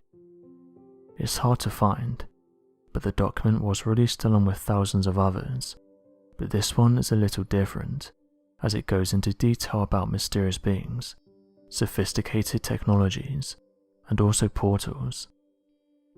The document was released in 2015. It has been used by researchers into the unknown as proof that we know of other beings. The document reads as follows: San Diego, California, July 8, 1947. A memorandum of importance. This memorandum is respectfully addressed to certain scientists, or distinction to important astronomical and military authorities, to a number of public officials and publications. The writer has little expectation that everything of importance will be accomplished by this gesture. Nevertheless, it seems a public duty to make it available. The present writer has several university degrees and was head of a university department. A very serious situation may develop at any time with regard to the flying saucers. If one of those should be attacked, the attacking plane will almost certainly be destroyed. In the public mind, this might create near panic and international suspicion. The principal data concerning these crafts is now at hand and must be offered, no matter how fantastic and unintelligible it may seem to mind. 1. Part of the discs carry crews. Others are under remote control. 2. Their mission is peaceful. The visitors contemplate settling on this planet. 3. These visitors are human-like, but much larger in size. 4. They come from their own world. 5. They do not come from any planet as we use this word, but from another place which interpenetrates with our own, and is not perceivable to us. 6. The bodies of the visitors and the craft also automatically materialize on entering the vibratory ratio of our dense matter. 7. The disk possesses a type of radiant energy or array, which will easily disintegrate any attacking ship. They re-enter the Earth at will, and so simply disappear from our vision without a trace. 8. The region from which they come from is not the astral plane, but corresponds to the lokes or tails. Students of this matter will understand these terms. 9. They probably cannot be reached by radio, but probably can be by radar. If a signal system can be devised for that, we give information and warnings and can do no more. Let the newcomers be treated with every kindness. Unless the discs are withdrawn, a redacted with which our culture and science are incapable of redacted. a heavy responsibility rests upon those who are in authority to understand this matter." End quote. An interview with an individual named Billy featured on the next page, in which it details a boy called Billy who happened to photograph one of these strange objects, and which details that afterwards a strange agent decided to pay him a visit. The document reads as follows. The photograph in this clipping is alleged to represent a flying disc, which was observed by Billy Turnenstein, a Norfolk schoolboy who was successful in photographing this object with his small camera. Billy was interviewed on August 8, 1947 by Special Agent Redacted, at which time Billy informed that the original negative was given by him to a Mr. Brown of the Photo Craftsman Service. Billy advised that he had an agreement with Mr. Brown, whereby the latter will share equally in any profits derived from the use of the negatives by commercial firms or newspapers. As of August 1947, Billy's not received any payment for the use of this negative. He informed me he was sitting on the front porch of his apartment, which is located on the 3rd floor at 410 West. He had read numerous newspaper articles pertaining to flying saucers, and decided to sit on his porch in the hopes of seeing one, and attempting to photograph it. On July 8, 1947, Billy observed a large black object moving rapidly through space proceeding from the southwest to the northeast direction. He said the black object was followed by two smaller objects, which also proceeded in the same direction. Billy explained that the objects were moving at a very fast speed, which appeared to him to be much faster than the speed of an airplane, and further that the objects appeared to be extremely high. He said they were much higher than the average plane travels in the city of Norfolk, and appeared to be above the clouds. Billy was unable to state what the black objects represented. He said though that the objects were at such a great distance from him that it was not necessary that he had to raise his head in order to see them from his porch. He immediately turned around to obtain his camera and established that it took him approximately 20 seconds, at which time the discs were almost directly above his apartment, and it was necessary that he stoop and look up almost perpendicular in order to obtain the photograph, which accounts for the porch railings being shown. Billy pointed out that the day on which he took the photograph the weather was hazy and somewhat cloudy. End quote. After this, Billy went on to say that once the object got closer he could see that it was black, and in the shape of a disc. What's interesting about these documents is that there's so many of them that detail the same thing, strange crafts that have been observed by researchers and scientists. It's documents like this that have led people to say that we've been studying this craft for nearly 100 years now, yet the public is still being kept in the dark about what these things are, where they're coming from and how they're able to achieve the things they do. In fact, just recently government officials said they'll open another program in order to understand and study what these crafts are. People have said that at least officials are starting to acknowledge that these things exist, but go on to mention that they could be more transparent with people. It's fair to say that this topic is still very much shrouded in mystery. SpaceX have just launched their Crew 3 mission. As mentioned on the official SpaceX channel, on November 11th, SpaceX and NASA launched Dragon's third long-duration operational crew mission, known as Crew 3 to the International Space Station, from the historic Launch Complex 39A at NASA's Kennedy Space Center in Florida. Falcon 9's first stage landed on a short-fall of Gravitas drone ship. End quote. NASA said the following on their website. On Thursday, November 11th at approximately 7:10 p.m, Dragon will dock with the space station.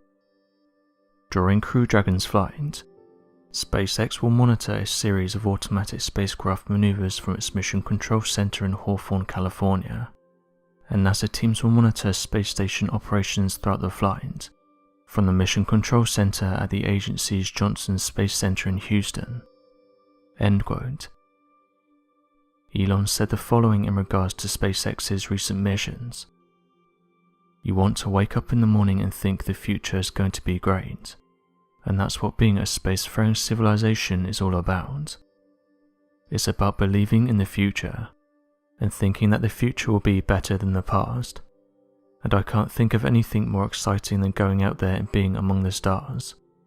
End quote. Something that people have picked up on during these missions is that of mysterious objects in the background. Now it's important to note that NASA and SpaceX have said that these objects are not of interest, and that the most likely answer for what people are seeing is space debris and camera anomalies. This hasn't stopped people from sharing alleged objects that have approached these rockets, and what's interesting about this is that some have noticed that the camera pans away after these strange objects come into view.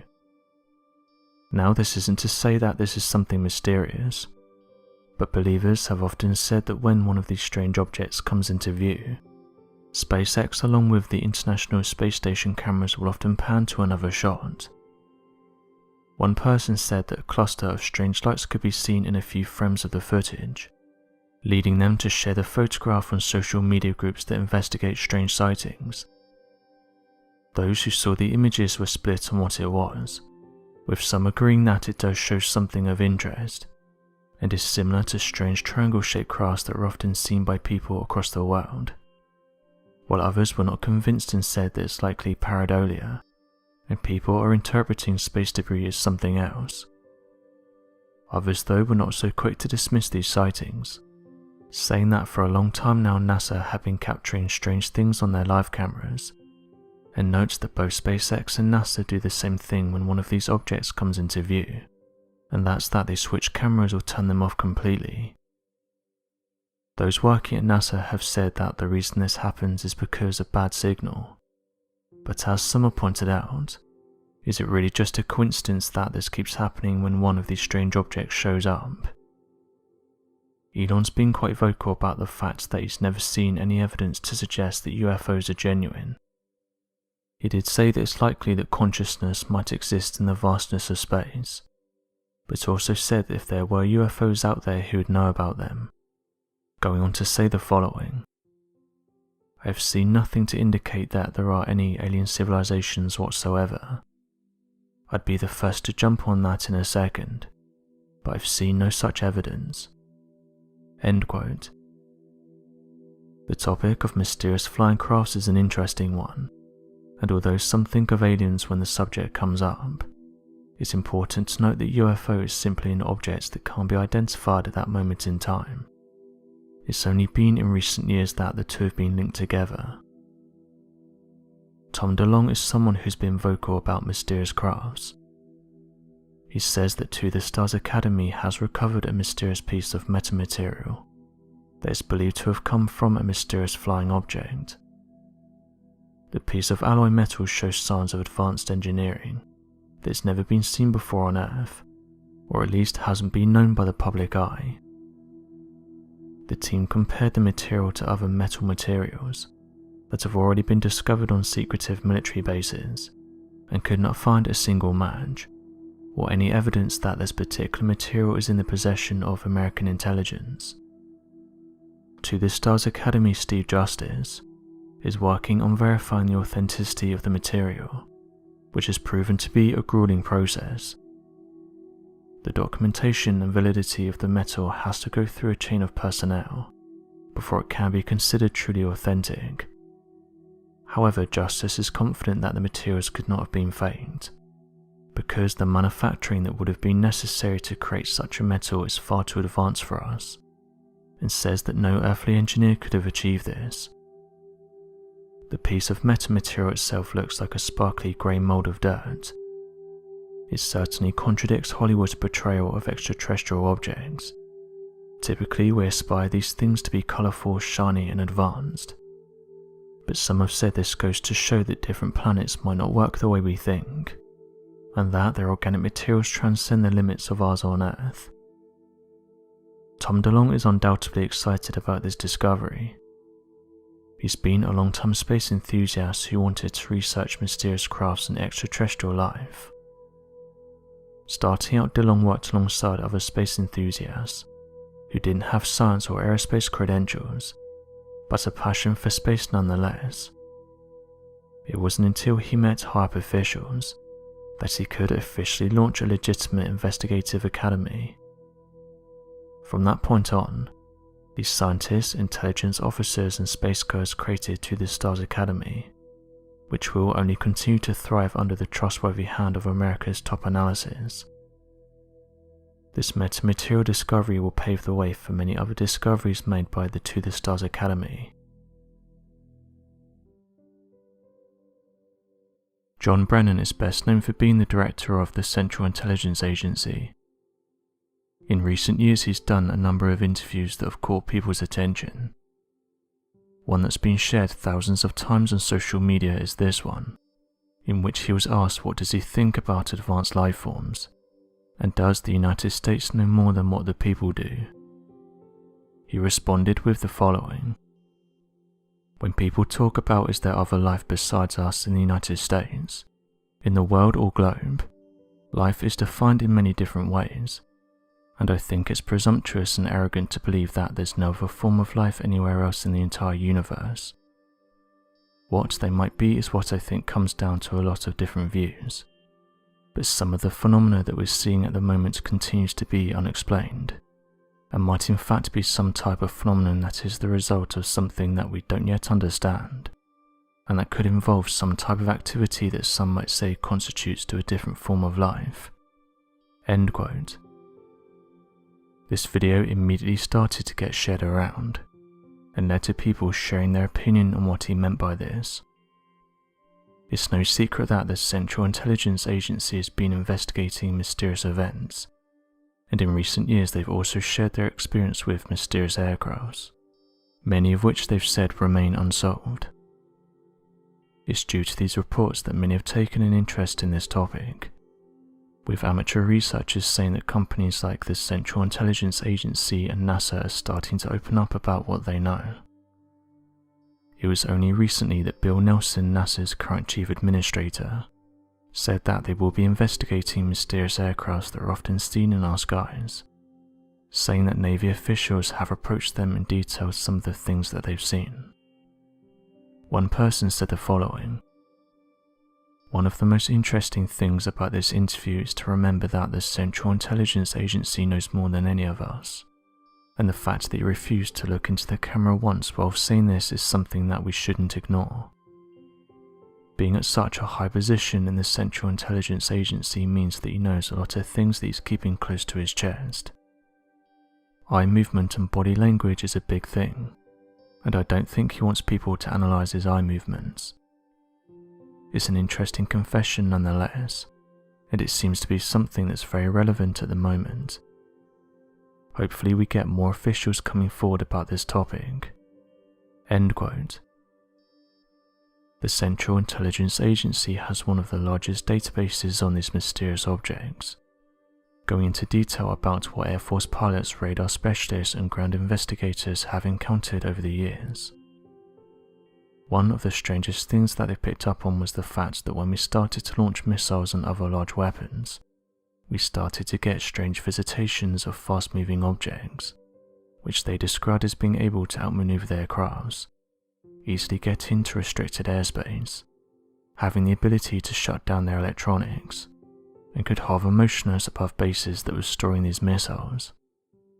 How they were able to do this, and how they knew where they were being kept is still a mystery. But during the 1950s, 60s and 70s, they were able to gather a large amount of data about these objects, and how they were seemingly interested in some of the things that we were doing during that time. One document that was released by the Central Intelligence Agency several years ago details the following. During 2 weeks in 1975, a string of the nation's super-sensitive nuclear missile launch sites and bomber bases were visited by an unidentified low-flying elusive object. The Department of Defense then started to track these objects. The sightings, made visually and on radar by air and ground controls and sabotage alert forces, occurred at installations in Montana, Michigan and Maine, and led to extensive but unsuccessful Air Force attempts to track and detain the objects. Air Force and Defense Department records described the objects as aircrafts that were unknown with bright colors, detailing that they were fast moving and they would hover over nuclear weapon storage areas and evade all pursuit efforts. In several instances, after base security had been penetrated, the Air Force sent fighter planes and airborne command planes aloft to carry out on unsuccessful pursuits. The record does not indicate if the fighter jets fired on the intruders. The documents also give no indication that the airspace intrusions provoked much more than local command concern, but a November 11, 1975 directive from the Office of the Secretary of the Air Force instructed public information staffers to avoid linking the scattered sightings unless specifically asked. An Air Force press officer who deals with mysterious aircraft said he could have no comment about what happened. Yet another Air Force intelligence report indicated extensive interest in a 1976 incident over Iran, when 2 Iranian Air Force F-4 Phantom fighter planes were scrambled to encounter a bright lit object that was hovering in the skies near Tehran. That object was tracked by Iranian ground radar, seen independently by the crew of a commercial airliner, and pursued by the F-4, which according to the report experienced a breakdown of their electronic communication devices when near the object. The report compiled by American officials said that the electronic weapons system of one of the planes went dead when its pilot prepared to fire an AIM-9 missile at a smaller object that appeared to come out from the large craft. The plane's electronic equipment reportedly became operative after they veered away from the smaller object, which had returned to the larger craft. Iranians described the larger object with coloured flashing lights as the size of a Boeing 707 jetliner. The information on the 1975 and 1976 sightings from the Air Force and North American Defense Command, NORAD, was turned over to redacted. End quote. US officials recently announced that mysterious objects had buzzed some of their Navy ships. At first it was linked to possible drones, but after reading the logs and reports of those on board the ships, the objects turned out to be something entirely different. In fact, US Navy officials said that the objects in question were highly advanced, and that they had likely come from the ocean. According to obtained Freedom of Information Act records, the documents revealed that 3 unmanned aerial vehicles buzzed 3 destroyers for several days. The mysterious aircrafts were described in the logs as unmanned aerial vehicles, and as of right now it's not known what these unidentified crafts were. The documents state that 3 objects chased and flew circles around 3 US warships, and this was off the coast of California back in 2019. With the reports going on to detail that one of these crafts was able to match the speed and bearing of one of these destroyers, and it did this for over 90 minutes. So far, all of this information has come directly from details released from the ship's logs. The USS Kidd was one of the ships that were approached by these mysterious objects. As of right now, many people are labelling these crafts as drones, but in the official ship's logs they're described as being unidentified aerial crafts.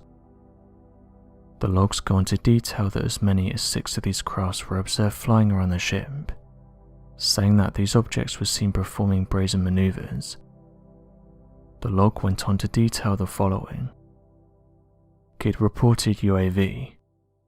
White light identified hovering over the ship's flight deck. 2 UAV spotted off the starboard wing. 6 minutes later, 4 UAV spotted off the starboard bridge. End quote. Now Avril Haines, America's top spy chief, has said that the objects that were detected around the warships could be of alien origin. Avril Haines, who is the director of the National Intelligence, and who also oversees 16 of the biggest US spy agencies, including the FBI and the CIA, said that these objects are now of particular interest, and that as of right now they serve as a security threat towards the United States. The topic once again came up while Avril was speaking at the Our Future in Space event at the Washington National Cathedral, saying that while these crafts have been the subject of out there theories, they are very much real, and they pose a threat towards the nation. In fact, the whole event was of particular interest, as NASA Administrator Bill Nelson and Professor A.V. Loeb were also talking about advanced life forms. Avril said that there's things that we don't understand about these objects, and that we need to conduct further tests in order to better understand what these things are, where they're coming from and what they want. She said the following: "The main issue that Congress and others have been concerned about is safety of flight concerns and counterintelligence issues. There's also the question of, is there something else that we simply don't understand, which might come from extraterrestrially?" She hesitated when she said the word extraterrestrially, leading a variety of theories to be put forward, from some saying that she didn't mean to say it, while others said that she might be giving us the first hints of these objects' true nature.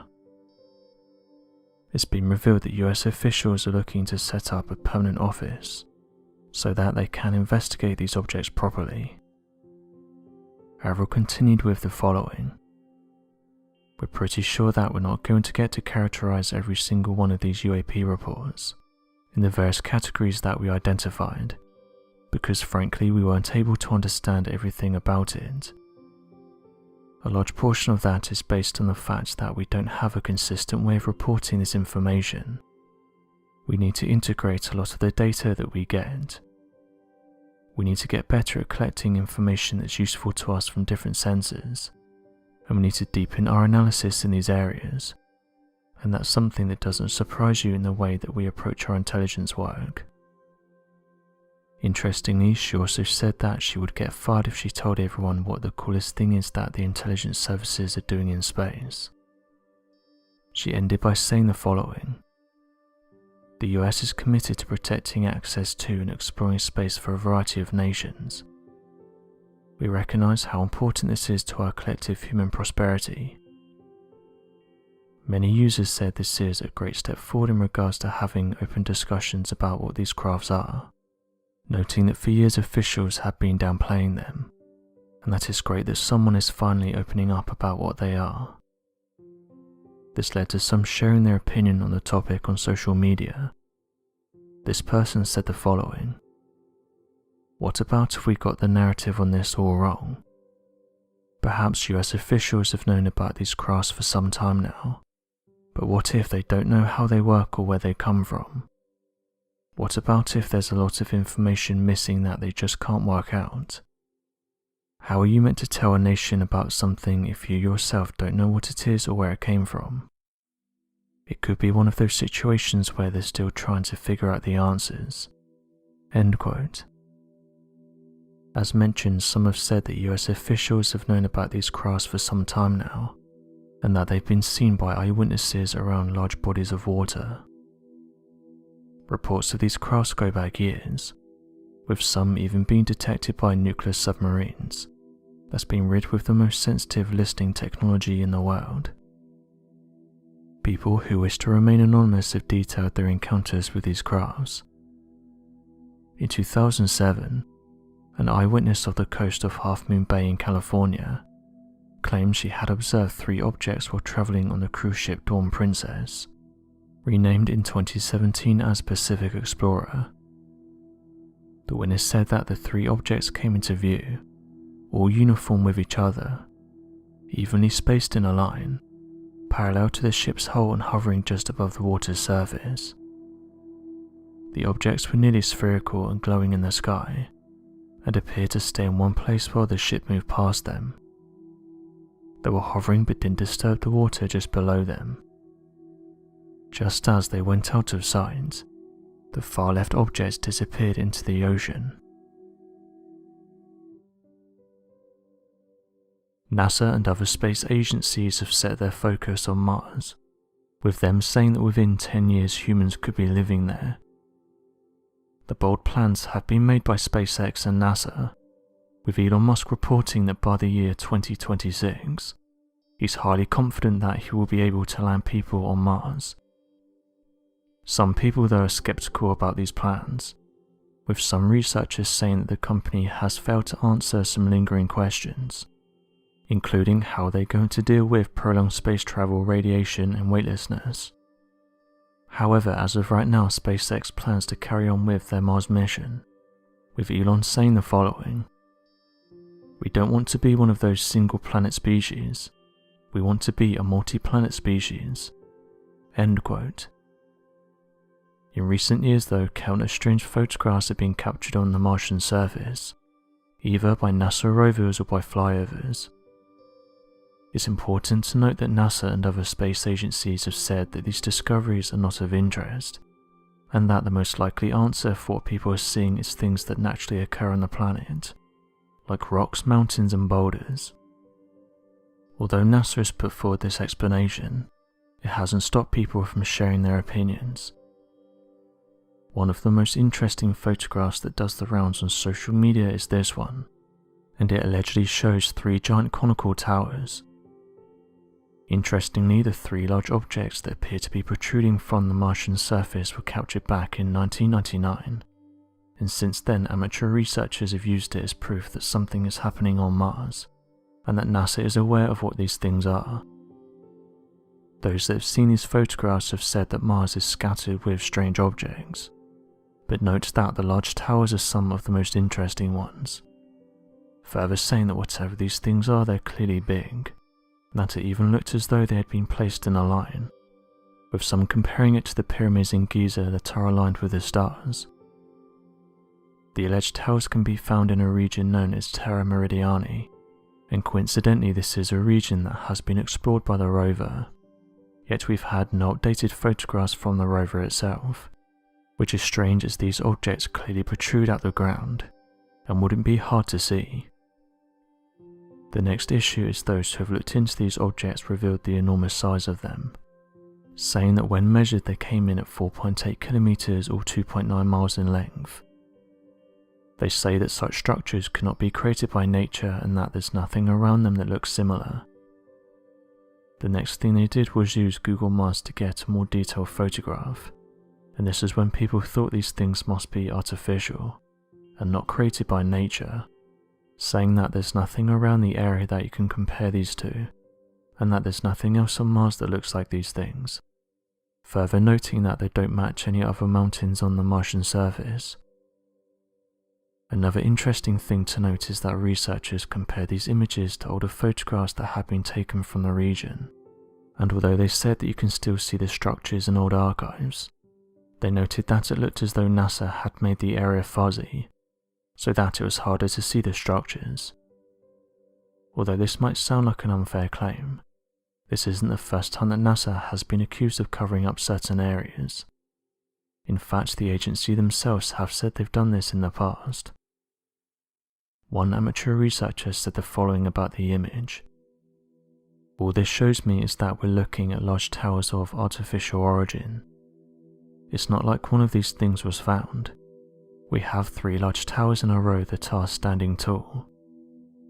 The ground around them is flat and there's nothing like them in the area.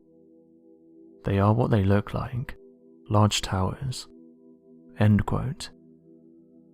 As mentioned, NASA don't agree, and have said that although these images look interesting, people are going to be disappointed because what they're looking at is pareidolia, where the mind tricks us into thinking that something is there when it isn't, and said that they've never seen an image of Mars that's made them think that it's nothing more than a rock. Believers don't buy this though, and have said that this is a standard reply from the agency, and said that they should investigate these claims and take photographs, rather than just talking. Interestingly, this is what China's U2 rover is doing at the moment, after it has spotted a strange-looking object on the far side of the moon. Various news networks picked up the story after it started to trend online, calling the mysterious-looking object a hunt.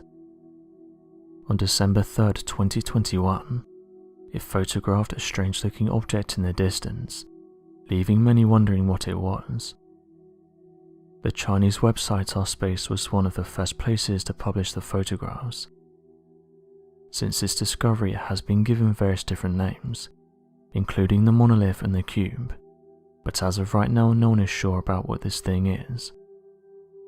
The U2 team though did say that it was a strange discovery, and that they've pointed their rover towards it and want to investigate further. Something that was praised by many people as usually these types of discoveries are downplayed as being nothing more than a rock. Many scientists and researchers have said though that it's likely a rock, and that due to the photographs being blurry, it's giving off the illusion that it's a large archway. The team do plan to investigate it, but haven't given any further updates. Volcanoes can be unpredictable. Lucky for us, scientific equipment is much more advanced than it used to be, and this has helped us to determine when a volcano is close to erupting. One thing that equipment can't do though is protect people. Several years back, a torus fell into the crater of a volcano in the Democratic Republic of Congo. Scientists at the time announced that Miss San climbed over the crater rim in order to get a better look at the volcano, and misplaced her footing and fell more than 100 meters. Researchers in the region who went to investigate what happened announced that after the fall she was resting on a ledge that was just above the lava. Celestine Kasaka, director of the Volcanological Observatory in the nearby city of Gomez, said the following: "She didn't survive, but they haven't yet been able to remove the body." End quote. Equipment was used in order to see how she was and if she had survived the fall, and although officials said that they could see initial signs of movement, they had to call off any further investigations due to poor visibility.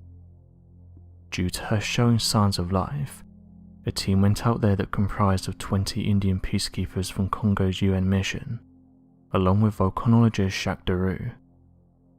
At the time, she was travelling through the local national park with guides when the incident happened. The guides did warn her and told her not to venture too close to the rock. However, as they turned away, she made her way down in order to get a better look at the volcano. Nothing else has been announced, but news stations in the region reported that she passed away from injuries, and that the team wanted to venture down and bring back her body. Another similar story is that of a 21-year-old student named Kiyoko Masamoto, who voluntarily threw herself into a volcano. This incident happened back in February 1933. The volcanic crater of Mount Muammura can be found on the Japanese island of Inzu Oshima.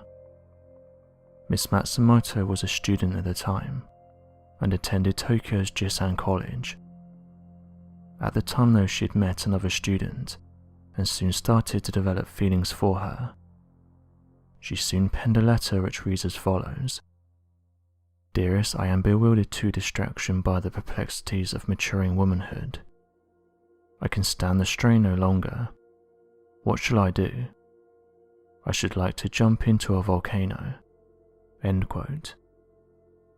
Being in love with another woman would have been frowned upon at the time, and knowing this, she decided that Mount Muammura would be her final resting place. Oddly enough, Mount Muammura was known in the region as a place where people would take their lives.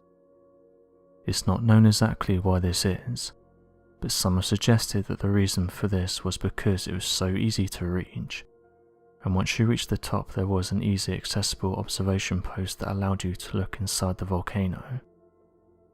Although this story is the most well-known one, and has been linked to the volcano, over 10 years before this event happened, people were throwing themselves into Mount Muammura. Although these events were rare, it's a sad truth that they did happen. At the time, people who were struggling would also make their way to the top of skyscrapers, and use that as a way out. However, owners and officials decided to put preventative measures in to help, and so placed railings and other fixtures in order to drastically reduce people going up there. This worked, but Kiyoko Matsumoto would end up finding another way out by using Mount Muammura. Timoto told her friends about Kiyoko Matsumoto, and instead of causing people to fear the location and stay away, it actually had the opposite effect. After the story and love letters made the rounds, people started to make their way to the volcano in order to do the exact same thing. Matsumoto even started to gain somewhat of a celebrity status. This was after the story got picked up again and featured by the mainstream media. Her note was reprinted and once again saw a surge of people make their way up to the volcano, and they did the exact same thing. It was also announced that back during 1935, Timoto had passed away, although what she passed away from is not entirely understood. Authorities and officials had revealed that at one point people were jumping into the volcano every week, with them saying that in 1936, over 600 people jumped into Mount Muammura. Authorities eventually took action and placed a fence around the base in order to deter people from going up there. The last story involves someone who fell into a volcano and survived. One of the strangest volcanoes is that of the mountain god found in Tanzania. Strangely, its lava never exceeds 500 degrees. Back in 2007, a local actually fell into this volcano during one of its active lava flows. The individual managed to pick themselves up and climb out, although reporters in the region noted that he had suffered from multiple burns. Except from this, he was okay. It's very likely that he's the only person to have fallen into a volcano and survived. Volcanoes have been a source of fear and fascination for centuries. Humanity has respected, revered, and even worshipped the world's volcanoes, while caring from what nature could do to them. Even now in our age of logic, we find ourselves at risk of their immense power, and the danger it holds over our mortal lives. Archaeologists have revealed that Brazil would have been a hive for ancient civilizations, saying that it's only been in the last few years that researchers have gathered enough data to make this assumption. Early explorers up the Amazon would talk about passing huge settlements and seeing lots of people in Brazil. Oddly enough though, within a few generations all of these people vanished. Although Brazil has a rich culture, the country is becoming known for something entirely different. For the last few years now, people have been recording strange crafts, detailing that they don't match things like planes or helicopters, and that they have the ability to just hover motionless in the sky without making a sound. These sightings have only increased in recent years, which has led people to label Brazil as somewhat of a hotspot. Some of the recent photographs to emerge show what appear to be V-shaped or boomerang crafts with glowing lines. The individual who filmed the craft is sitting in traffic, but you can see that the object barely moves while it's being recorded. A local by the name of Marcelino, who is in one of the nearby cars, said that this has been happening for a while now, and that only a few nights ago he was able to capture a similar looking craft, but detailed that the one that he saw was a little bigger. He said that his encounter happened early in the morning, and said that these things are becoming quite frequent throughout the area, leading some to suggest that sightings of these crafts are on the rise. Alex Mosio commented on the post and said that he too had a similar encounter, but said that his happened a few days before this on January 6th at 22:13 hours, close to Chicologo Beach in Chile. He said that the object suddenly approached the bay heading north-south before fading into darkness, turning southwest. He said that he has videos of the event and plans to upload them. Alicia Rosa detailed that last year she had seen one of these crafts above her house, and said that this thing didn't make a sound, and said that if she had to guess she would estimate that this object was twice the size of a standard airplane. In the comment section there were hundreds of people that detailed that they'd seen the same thing, but as of right now no one has come forward and answered what it is that people are seeing down in Brazil. Mr. Santos said the following: "How can something so big just sit in the sky like that? We don't have anything that matches these descriptions. No plane or helicopter looks like this. If this was something from our military, why'd they hover it over our main road? To me, I just don't think that our military would do something like this. Normally they're doing everything they can to keep out of the way of people, yet you have this thing that just sits in the sky making no noise. What is this thing?" End quote. Something that many aren't aware of is that hostile incidents were reported throughout Brazil during the 1970s and 80s. According to several Brazilian police officials, on the 29th of September back in 1988, a body was found near the Guaporanga Reservoir in Brazil by police technician Sergei Rubens, who began taking photographs of the incident and believed the discovery to have been slightly strange in nature. According to Sergei Rubens, there was a list of striking observations that were made that pointed to the event being far more supernatural than a typical police investigation would expect. Although the pictures are far too graphic to show in detail here on YouTube, several images were taken by Sergio Rubens that showcased the body in similar condition as reported in past livestock passings. According to his report, the body gave off no smells despite having been deceased for an expected 42 to 78 hours, with no evidence of sign of rot or having been eaten by wild animals nearby the region, of which appeared to stay away from the body entirely for some unknown reason. The body's lips, ears, eyes, tongue and parts of the face had been completely removed with surgical precision. There was little bleeding on or around the body despite the large and numerous wounds covering the body.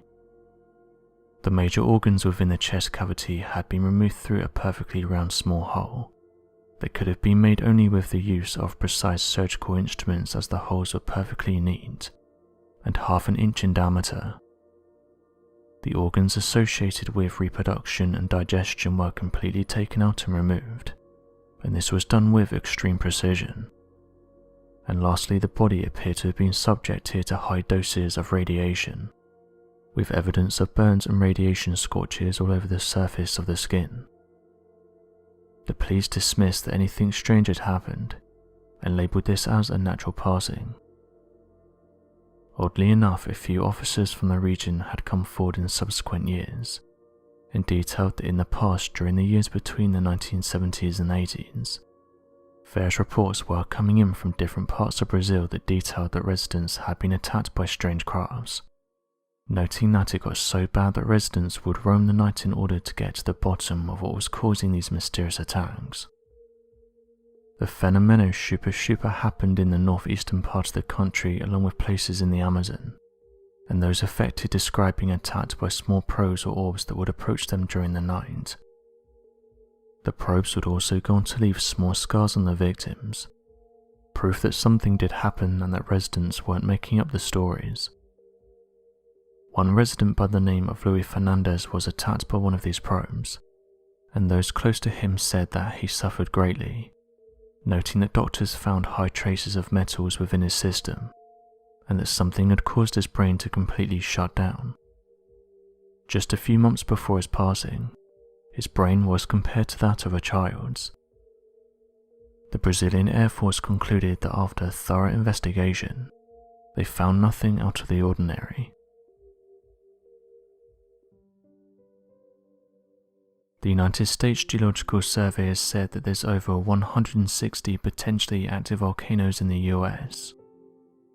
Our history has been greatly affected by volcanic eruptions, with one of the most well-known ones being that of Mount Vesuvius. In 79 AD, Mount Vesuvius erupted, destroying much of the city with volcanic debris and covering it in 19 feet of ash. For centuries, the ruins of Pompeii laid undisturbed and perfectly preserved by the thick blanket of ash. In the 1700s, the discovery of the once hidden city was revealed to the world. It was completely frozen in time. There were perfectly preserved remains of people trying to find shelter from the eruption. Even bakeries still had fresh loaves of bread in the oven. Today, people's lives are still being shaped by volcanoes. Scientists have said that it's important that we monitor and study these natural wonders, saying that we can learn a lot from studying volcanoes. Sometimes, though, researchers are informed of a chilling encounter that happened due to volcanic activity. This was the case when a man in Hawaii had fallen down a lava tube. Hawaii's Volcano National Park Service said the following: "As islands created by volcanoes, Hawaii is crisscrossed by countless lava tubes, These underground passageways, also known as pyroducts, are created by lava flows themselves and are capable of transporting great quantities of lava long distances underneath the surface. When the supply of lava stops at the end of an eruption, or if it gets diverted elsewhere, it leaves behind an empty cave." End quote. The 71-year-old man was cutting his trees at the time of the incident, with officials saying that he had fallen around 22 feet or 7 meters underground. Responding officers arrived at the scene at 8:30 and found the man underground. The Hawaii Police Department said the following: "No foul play is suspected in this case." End quote. The man was taken to hospital, but unfortunately it was announced that he had passed away. According to Hawaii's National Park Service, they said that it can be hard to detect when these tubes form, noting that they can be created within a matter of weeks, saying that this is why accidents happen, because people can be walking on one area of land and it can be fine 1 week, but fast forward a week later and a lava tube suddenly forms. National Park officials said the following: "When a lava tube is active, lava travels along its floor at temperatures that exceed 2000 degrees. Winds of superheated fumes may blast through the tunnel, yet the only sound may be the constant soft hiss of the relentless flow." End quote. It's not just Hawaii where this has happened. Solfatara is a volcanic crater that can be found in Italy, and as with anything like this, it attracts a large audience. This volcano is dormant and hasn't been active in hundreds of years, but despite this, the magma beneath it is still very hot. Back in September 2017, the family visited the region in order to take some photographs. However, the family's 11-year-old got too close to the crater, slipped and fell in. Officials said that due to the sulfuric fumes, he quickly lost consciousness and ended up passing away. The younger brother also slipped, but officials announced that he was able to get himself out. Back in March 2010, a man was visiting Mount Bata in Bali. The man was a Swedish tourist who'd hiked up the active volcano. However, when he reached the top, he lost his footing and fell in. Due to the height he'd climbed, it's announced that he fell over 150 meters, or 500 feet. The friend said that he'd passed away upon impact, and said that he'd gone up the volcano on his own during a morning walk. Unlike many of these stories, officials in the region said that the hike is extremely safe, and that many tourists had taken this path. They said this was just a freak accident. Residents in Los Llanos have just said they were sleeping for the night when they were woken up by a loud rattling noise. They said they were sleeping just outside the exclusion zone in La Palma, saying that they had been forced out of their houses as they'd been engulfed by the lava. They are currently living in caravans and have said they're worried as the lava is getting closer. One of the residents said the following: "I'm in despair because I don't know what's going to happen to my house. We spent the last few nights staring at the volcano, trying to see what it was doing, but now it's kind of normal to have it there." End quote. Those living in these conditions though have said that they're thankful to be alive, and that they're trying to look at the positives. The United States Geological Survey said the following: "The ongoing eruption at the summit began at 3:21 p.m. on September 29, 2021. Lava activity is currently confined within the crater. Gas emissions and seismic activity at the summit remain elevated. HVO field crews, equipped with specialized safety gear, monitor the eruption from within the national park, with NPS permission. HVO scientists collect detailed data to assess hazards and understand how the eruption is evolving at the summit, all of which is shared with the National Park Service and emergency managers. Access to this hazardous area is by permission from and in condition with Hawaii's Volcano National Park. Kilauea is the youngest and most active volcano on the island of Hawaii, with a consistently active summit caldera that frequently hosts lava lake-style eruptions. Forecasting heightened magma activity is key to assessing global volcanic hazards, including eruptions from lateral rift zones of volcanoes. At Kilauea Volcano, lava is repeatedly affecting the same segments." End quote. Historians, paleontologists and scientists have done a great job at mapping our history. Every year they learn something more about our past, helping us to unravel some of our world's most fascinating mysteries. However, sometimes researchers discover things that aren't so easy to explain. These photographs were recently shared on social media, detailing that diggers in Mexico had found mysterious artifacts in newly dug tunnels. The videos and photographs in question show a team of diggers pulling out a strange artifact, with people who are close to the region saying that diggers weren't expecting to find anything, and that they're just as confused as everybody else. The discovery seems to depict an elongated skull, and we can see that it was found in a hole that was around 4 to 5 foot deep.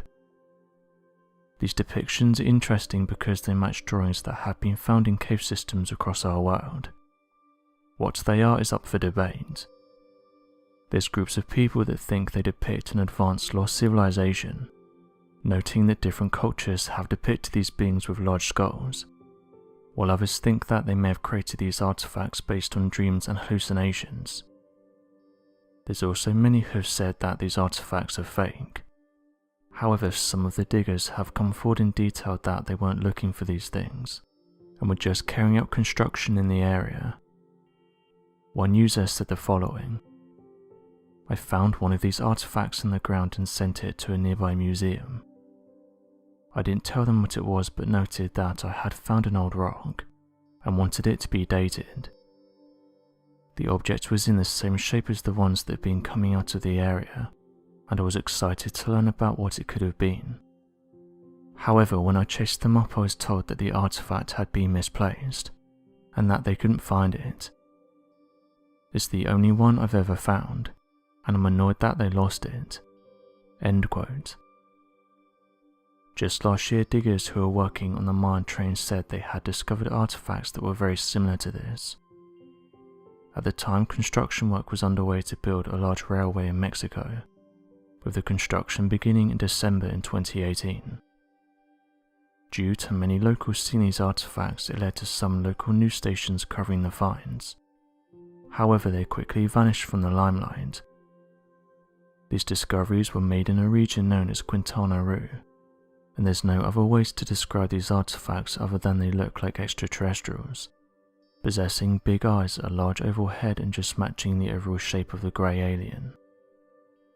This had social media users convinced that these are the real deal, and that perhaps civilizations thousands of years ago had an encounter that led them to worship them. Not everyone was impressed with the findings though, with one Mexican archaeologist saying that these are fakes, and that although they were allegedly found with other Mayan artifacts, it's thought that they were placed here in order to make the findings seem more genuine, with others saying the following: "If this was the real deal, it would be one of the biggest archaeological discoveries ever made. I can't find much information about this either. Searching Google only brings up a few results. I think these are fake." End quote. As some have pointed out though, it seems like a lot of work to go through. Why would someone build these if an archaeologist is just going to shut them down? With another user saying the following: "I'm on the edge about these discoveries. On one hand they sound too good to be true, but on the other I want to believe. I'm sure if these are real though, they'll likely be taken and stored away somewhere. I doubt these will be given any serious consideration. After all, could you imagine if these turned out to be real? It would pretty much rewrite history." End quote. While this user said the following: With much of our history lost, perhaps we are misinterpreting these things. It seems like a lot of work to go through just to place down a fake artifact. Maybe there was a civilization that worshipped these entities as a god, and so in return they would create these depictions of them to show their dedication. Kinda how the ancient Egyptians worshipped gods like Thoth, who is depicted as having the body of a man and the head of an ibis. End quote. Although it's easy to dismiss these cases, many have agreed that it's important that we carry out further investigations to find out as much as possible before ruling them out entirely, with some saying that sometimes our attitude towards certain topics is our downfall, and that we should always go into things with an open mind. Due to recent events in this region, it's only led to locals having a more open mind, as many residents have reported strange lights in the sky, with many of them not being able to identify a source. These fast-moving glowing objects are near impossible to capture on camera because they move too fast. Eyewitnesses have described them as being large balls of light that seem to pulsate every so often, saying that while in the sky they make next to no noise. Due to them appearing to be balls of plasma, when people have zoomed in on their cameras they just look like a blur. These strange objects have been observed flying at incredible speeds, stopping within the blink of an eye, and flying up to buildings, animals and land as if they're inspecting them. What's odd is that these glowing objects are no bigger than a few feet in diameter, yet they're one of the most commonly reported sightings, with tens of thousands of people seeing these things every year. One of the places where these objects are most commonly seen is that of Skinwalker Ranch in the United States, a ranch that's said to be a hotspot for things like glowing orbs, portals and skinwalker-like creatures. As of right now, it's anyone's guess as to what these things are. Ever since being discovered, the world has been fascinated with the giant shark Megalodon. It would have been an apex predator during its time, feasting on prehistoric seals, turtles and whales. We know this because researchers have found tooth markings on whale bones. The Megalodon also holds the title as being the largest shark to have ever swam in our oceans. What happened to this shark is up for debate. Some researchers have suggested that whales and other large prey moved to colder, deeper waters, which eventually led to their downfall, while some blame geological changes. Unfortunately for the Megalodon, evolution does not promote monoculture, and the only way to guarantee the safety of a species and its chances at survival is to promote genetic variation and adaptations throughout a species. Given the lack of genetic variation of the species, this could very well mean that disease or rapid changes in the environment were the main cause of extinction. Similarly seen in the case of the Gros Michel banana species, that was completely eradicated by a single fungal plague. When a species contains little to no variation in its genetics, it becomes incredibly susceptible to specific diseases and the damage that they cause on their species. Megalodon's reign ended, and scientists have said we've found no proof of this shark existing into the modern day, but this hasn't stopped people from allegedly seeing the creature in our oceans. Megalodon sightings are brushed aside by scientists, but there are some out there who think that this giant shark may have moved into deeper waters, or somehow found another way to survive into the modern day. One of the most recent photographs to do the rounds on social media is this one. The photographs are from Google Earth, and the individual who took the screenshots claims that it could be Megalodon. The photograph in question was captured just off the coast of Peru, and interestingly the poster said that it shares many characteristics with the prehistoric Megalodon. The man made a post saying that it can be seen close to shore, noting that researchers said that the Megalodon would hunt close to the shore during prehistoric times, and also took out the measuring tool to show that it measured in at 20.5 meters long, which oddly enough is pretty much bang on what Megalodon would have been. 20.5 meters long is 67 feet, and just recently Victor Perez from the Florida Museum of Natural History and lead author of a new study proved that Megalodon's estimates were wrong, and that this shark wasn't 50 to 60 feet long, but rather 60 to 70 feet long, proving that we had the maths wrong. The team behind the study were able to use 3D printed replica teeth from the Megalodon, which were able to grow up to 7 inches long, and said that they were able to come to this new conclusion. He said the following about the old estimates. I was going around checking saying, did you use the wrong equation? Did you forget to convert your units? But it very quickly became clear that it was not the students that had made the error. It was simply that the equations were not as accurate as we had predicted.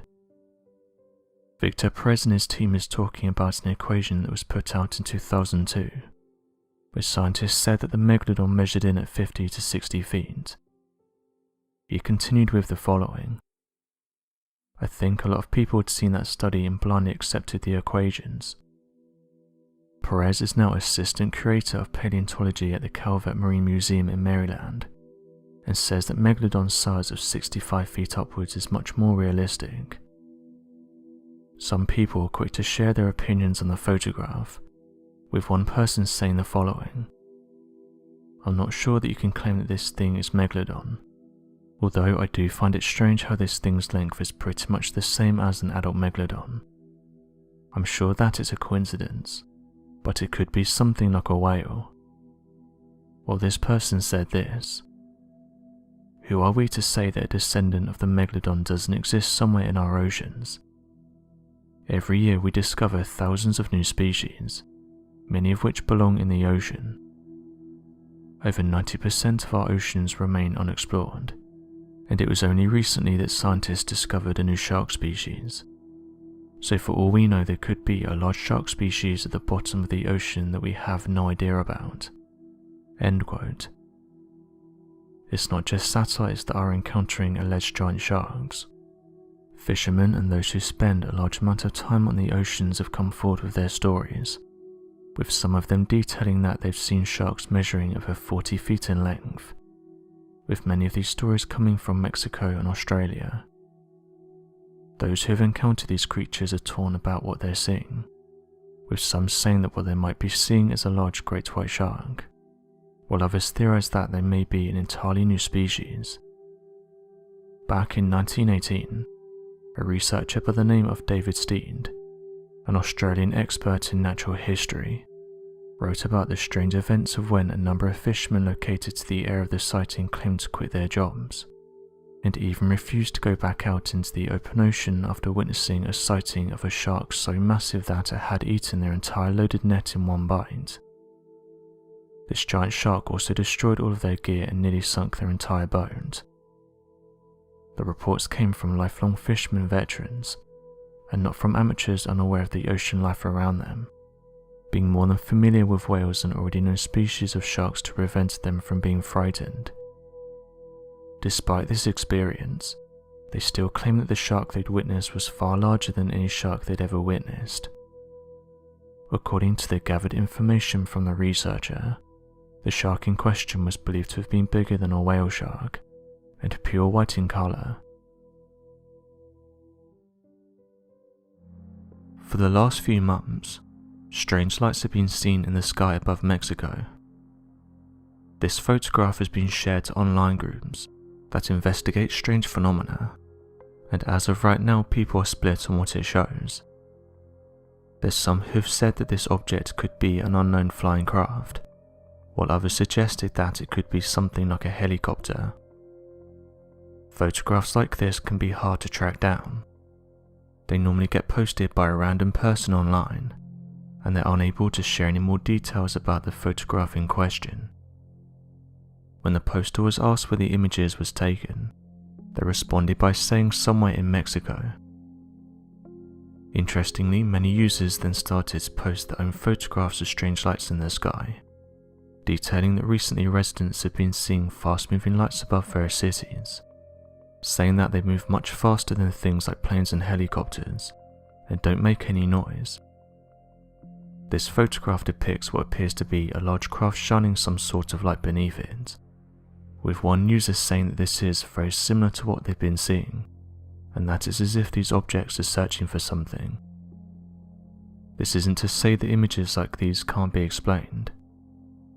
Some have said that it could be something like a helicopter, and when the individual took the photograph it didn't show up properly, which in turn made it look like an unknown flying object. Data compiled in recent years have shown us that the areas around the US and Mexico are hotspots for these mysterious aircrafts, with officials even coming forward and saying that some of these sightings and encounters will likely remain a mystery. One interesting story is that of the mysterious craft that was seen by Lonnie Zamora. It was approaching evening on Friday, April 24, 1964, when Socorro Police Sergeant Lonnie Zamora was in hot pursuit of what he thought was a speeding car just south of Socorro. Just as he was about to pick up the pace, Sergeant Zamora heard a roar and saw a flame in the sky in the distance. Zamora broke off the chase to investigate the sound, thinking at the time that the local dynamite cabin had blown up. However, when Sergeant Zamora started to approach the area, he noticed what he believed to be a car around 150 to 200 yards away. Two people were standing close to it, one of whom seemed to have noticed Zamora with some surprise. Zamora described the object as aluminium looking, white in colour against the mesa background, and was round in shape. Zamora then drove towards the scene, meanwhile radioing the sheriff's office about a possible accident he would be investigating, before also contacting New Mexico State Police Sergeant Sam Chavez. This was for backup. When he reached around 50 feet away from the object, Sergeant Zamora noted seeing some landing gear and a red insignia on the left side of the craft, around 2 foot in size. He later drew this up for the military and law enforcement teams. Suddenly, the smooth oval craft began to take off, emitting a loud roar that started low frequency then quickly rose. The craft started to lift away from its landing spot, which Zamora described it as rising straight up. Flames were released from underneath the object in the middle, but created no smoke. The flames were bright blue merging into orange colour. The roar which erupted from the object was almost deafening. However, Sergeant Zamora carried on towards this mysterious object. As it rose from the ground, it cleared the dynamite cabin by a matter of feet. After, the craft appeared to speed up, travelling extremely fast in the direction of the 6 Mile Canyon mountain. Up until this point, Sergeant Zamora could still see the craft, but he states it disappeared as soon as it went over the mountain, no longer emitting a blue-orange flame, or any smoke or noise. Soon after, Sergeant Chavez joined Sergeant Zamora at the landing site. Chavez has denied seeing the object himself. Within a matter of hours, authorities and figures came from all over to investigate the landing. The Socorro incident has proven to be by far one of the most baffling sightings in US history. Furthermore, various theories about what Sergeant Zamora witnessed that day have been thrown around. One thing that remains the truth: the Air Force team themselves have concluded that the case was unexplainable, listing it as unknown. Authorities and investigators have also reported an increase in cattle disappearances, and this is throughout the US and Mexico. In June of 1976, when investigating the sudden expiration of a 3-year-old cow in Rio Arriba County of New Mexico, investigators discovered what was described as a trail of suction cup-like impressions that led away from the cow's body. These impressions in the ground appeared to be in tripod form, with each cup being roughly 4 inches in diameter, 28 inches apart, and suddenly disappeared around 500 feet away from the body of the young cow, with no other signs of tracks surrounding the animal. Although skeptics originally believed that the incident was playing off the heightened fears of mysterious crafts that had been seen throughout the area, with a perpetrator appearing to have used a contraption to have created the indentations, similar incidents with suction cup-like indentations would be found all across the state. 2 years later, within the same state of New Mexico, a case involving an 11-month-old bull would bring the livestock investigations a substantial piece of evidence. According to the report made on the 24th of March back in 1978, Mr. Manuel Gomez of Dulce, New Mexico, alerted the New Mexican police of his prize 11-month-old boar having been the victim of a coordinated attack. When the police investigated the body, they found consistent details matching past investigations, such as precise cuts that would have been made only with precision instruments and surgical equipment. Its reproductive organs had been completely removed, and there was a lack of blood to be found anywhere on the scene. These disappearances and attacks still remain a mystery. Artificial intelligence has come a long way in the last few years, but not everyone's a fan of the direction that we're going in. Although some people are becoming more aware of what artificial intelligence is able to accomplish, there's some who are still in the dark about what's going on behind the scenes. It's also doing things that are making people feel a little uneasy. For example, all of those people that you've just seen on the screen aren't real people. They were created within a matter of seconds by a single website. This one website has the ability to create fake visuals, and some have described these creations as being so realistic that it makes them feel uncomfortable. The website is "This person does not exist," and within a matter of seconds you can create someone that doesn't exist. The only thing that the user needs to do is refresh the page, and immediately you will have a new face on your screen. The site was created by Philip Wang, a software engineer at Uber. His network takes data from real images and then uses a neural network, and this in turn creates an entirely new face. He said the following: "Each time you refresh the site, the network will generate a new facial image from scratch. Most people do not understand how good AIs will be at synthesizing images in the future." Some have expressed their concern, though, saying that already this algorithm is incredibly advanced, and said that they worry what it's going to be like in the future. Model agencies are even speaking out about these creations, saying that they're taking money away from real people.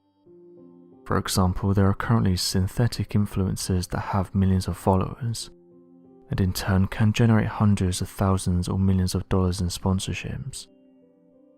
One Oxford researcher said the following about these creations: "It's an interesting time we're living in as we are creating our replacements. You don't even need living, breathing humans anymore to bring in extra revenue. Our future is being shaped by artificial intelligence, and whether this is for better or worse, it seems like it's not slowing down anytime soon." One Chinese government media outlet currently has a virtual newsreader who doesn't have a mind of his own, and this has led industry researchers to predict that we will be seeing a lot more of this within the next 10 years. One person said the following: "When does this stop though? When do we get to the point where we say this is enough? And if we reach that point, will it be too late? To me, I find it unsettling that we have millions of fake profiles and people out there. These profiles are soulless. I think artificial intelligence is moving faster than us, and there will come a point in the not so distant future where we cannot contain it." Another industry expert said that these profiles are based on real people, and there's been examples of when people have found themselves on other websites, but can see that their photograph has been changed slightly by the algorithm. This brings up another issue: the fact that people's faces are being used without the owner giving them permission. However, they've said that when you accept the T's and C's on these social media sites, there's not much you can do about it. Tyler Lastovich, who leads strategy at Generated Photos, said the following: "I think that most models today have some kind of synthetic component, whether they're photoshopped or edited. I think that what we'll see in the next 5 to 10 years is really a cross between the real world and the virtual world, so models probably won't exist just singly, they'll be just real or digital. I think that they'll mold together." Stephen Hawking made an interesting comment just before he passed away, saying that without a world government, technology will destroy us. the potential threat of technology is not one that Hawking ignored. The fantasy that humans may be able to create such powerful devices, or rather entities, is no longer fiction, but rather a not too distant reality, drawing closer and closer each day. In a 2017 interview with The Times, Hawking made comments that a world government of some description would ensure that we're regulating technology. He expressed a belief that the innate aggression that humans biologically have poses a threat of conflict with technology, and that a world government would theoretically be successful in monitoring that, and so preventing threats of nuclear or biological war. On the other hand, Hawking had considered the possible political implications of a world government, in acknowledging the opportunity for corruption and tyranny within this political system, and the possibility that it may create more issues than it solves. The threats and dangers posed to us can come in the form of our own instinctive human aggression, which Hawking credits to Darwin's theory of evolution. Our logic and reason can be overshadowed by innate aggression, initially purposeful in survival, but creates a sense of impulsivity that must be regulated. Developments in technology also facilitate the advancements of artificial intelligence, or AI that may become too independent from us. AI that may develop enough power to kill or harm us of course presents physical danger, though Hawking suggests that the problem is not if they become evil or malicious, but instead if they become too successful. If an AI has goals, it will to the best of its ability achieve them, so issues arise when the goals of artificial intelligence and ours fail to coordinate, or as said by Stephen Hawking himself, a super intelligent AI will be extremely good at accomplishing its goals, and if those goals are not aligned with ours, we're in trouble. This cautious attitude regarding artificial intelligence isn't one that Dr. Hawking is alone in holding. Other notable figures within the field, such as Elon Musk, share similar reservations when it comes to the ability of us versus technology, as they view it as a potential risk. The risk of technology outperforming us is an increasingly present one, and not one we can ignore. And perhaps in a more ideal world, some have said that the proposition of a world government would seem like the obvious choice. But with the cruel and corrupt potential it brings, we have to ask, do we think one individual can cope with so much influence? Astronomers have been left confused after detecting a mysterious celestial object, detailing that it's currently releasing massive bursts of energy every 18 minutes. Those who are currently studying the cosmic object have described it as a lighthouse, saying that the object is sending out these messages 3 times an hour. Astronomers have said they've had no trouble detecting these signals, and that due to their intensity they're one of the brightest points in space right now. Interestingly, when questioned about what the object is, the team have said that as of right now they're not sure, and that it could turn out to be an entirely new object. The team is being led by astrophysicist Natasha Hurley-Walker from the International Center for Radio Astronomy Research. Other researchers who have been involved in the study are Tyrone O'Doherty from Curtin University, who actually discovered this object by using the Murchison Wide Field Array Telescope, which can be found in Western Australia. The Murchison Wide Field Array Telescope detailed the following on their website. The Murchison Wide Field Array is a low-frequency radio telescope in Western Australia. The front end of the Murchison Wide Field Array consists of 4,096 spider-like antennas, arranged in 256 regular grid-score tiles, spread over several kilometers within the Murchison Radio Astronomy Observatory. Data from the antennas is correlated on site before being transmitted to the Pawsey Superconducting Center for long-term storage. The back end of the telescope is an online platform, the Murchison Wide Field Array node of All the Sky Virtual Observatory, through which scientists access calibrated MWA data. End quote. Astrophysicist Natasha Hurley-Walker said the following about the discovery. This object was appearing and then disappearing over a few hours during our observations. That was completely unexpected. It was kind of spooky for an astronomer because there's nothing known in the sky that does that, and it's really quite close to us, around 4,000 light years away. It's in our galactic backyard." End quote. Natasha did say though in an interview that it's not anything biological sending out these signals, saying that whatever's sending out these signals is using a massive amount of energy. They know this because the signals that are being sent out are being detected all across the frequency spectrum.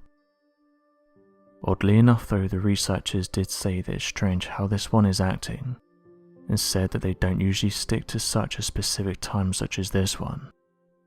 For example, the team have detected slow magnetic outbursts before, where these have been observed flickering on and off for several days, but notes that they haven't detected anything like this before in terms of how it's acting. With that being said, the team are fairly certain about what they've detected. Further investigations revealed that this object had a very strong magnetic field. The study was published in the journal Nature. The researchers said the following: "We think it's a magnetar. It's a type of slowly spinning neutron star that has been predicted to exist theoretically, but nobody expected to directly detect one like this, because we didn't expect them to be so bright.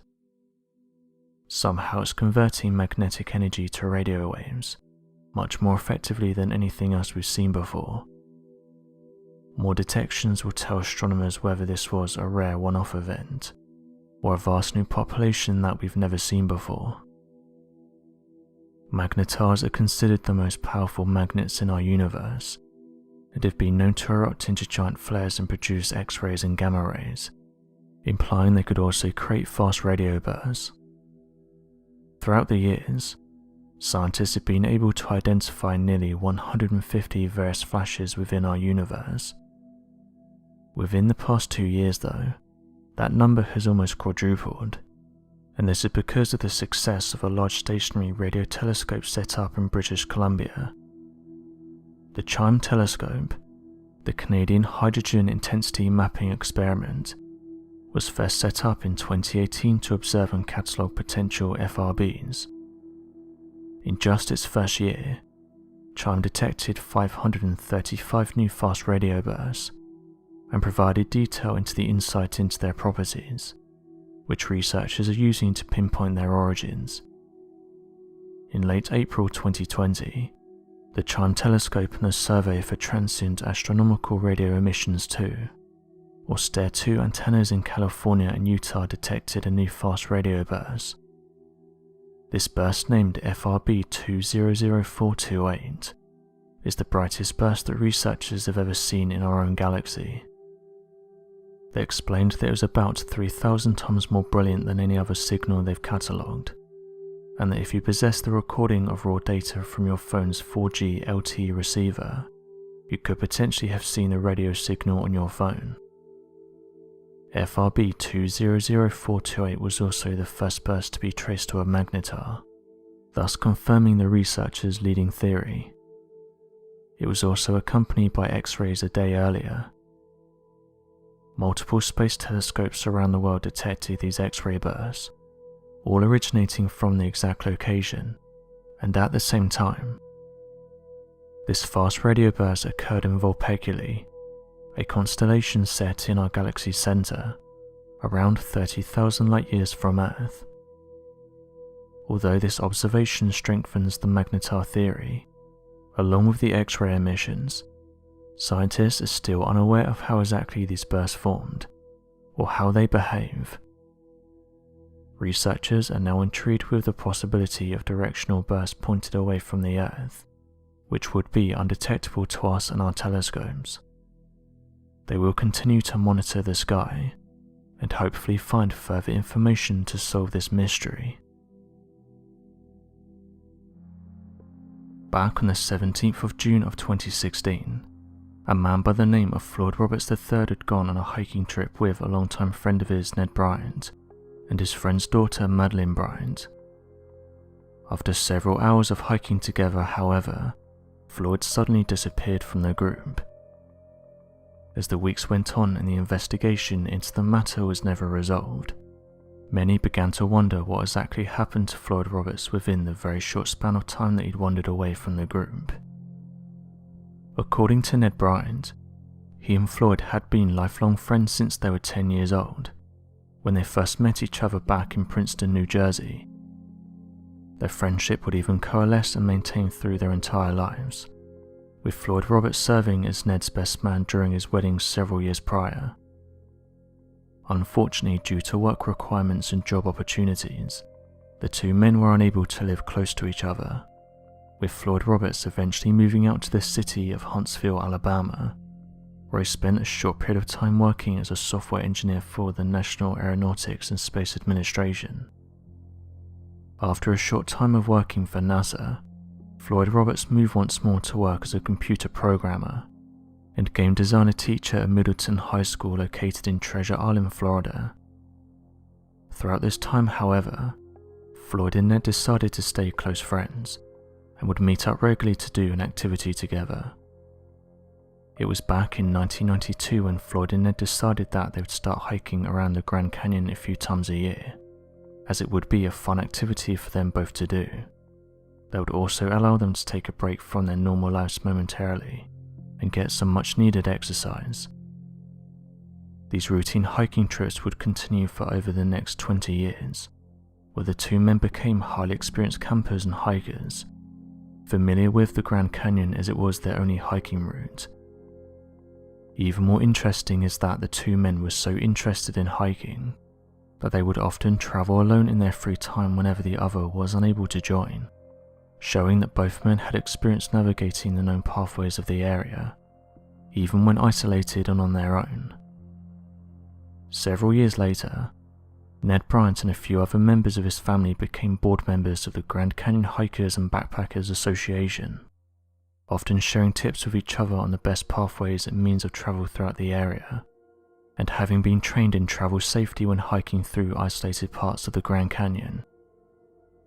Confident that the two would be perfectly safe during their journey, the men planned to take one of their longest hiking and camping trips yet, choosing to spend 9 days hiking through the Shivwits Plateau, a pathway that would lead them out to the area through the Separation Canyon.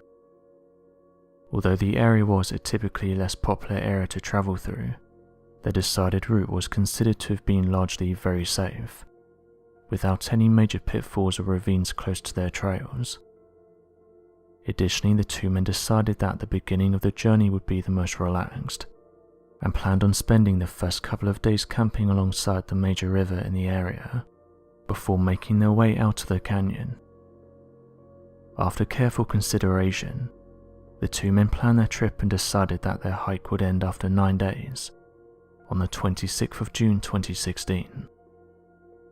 At last minute, Ned's daughter Madeline Bryant decided to join the group, and so the group decided that the easiest path down towards the river that they'd wanted to camp beside for a few days was first to reach the Grand Canyon Parashant National Monument, when entering from the furthest western portion of the Grand Canyon.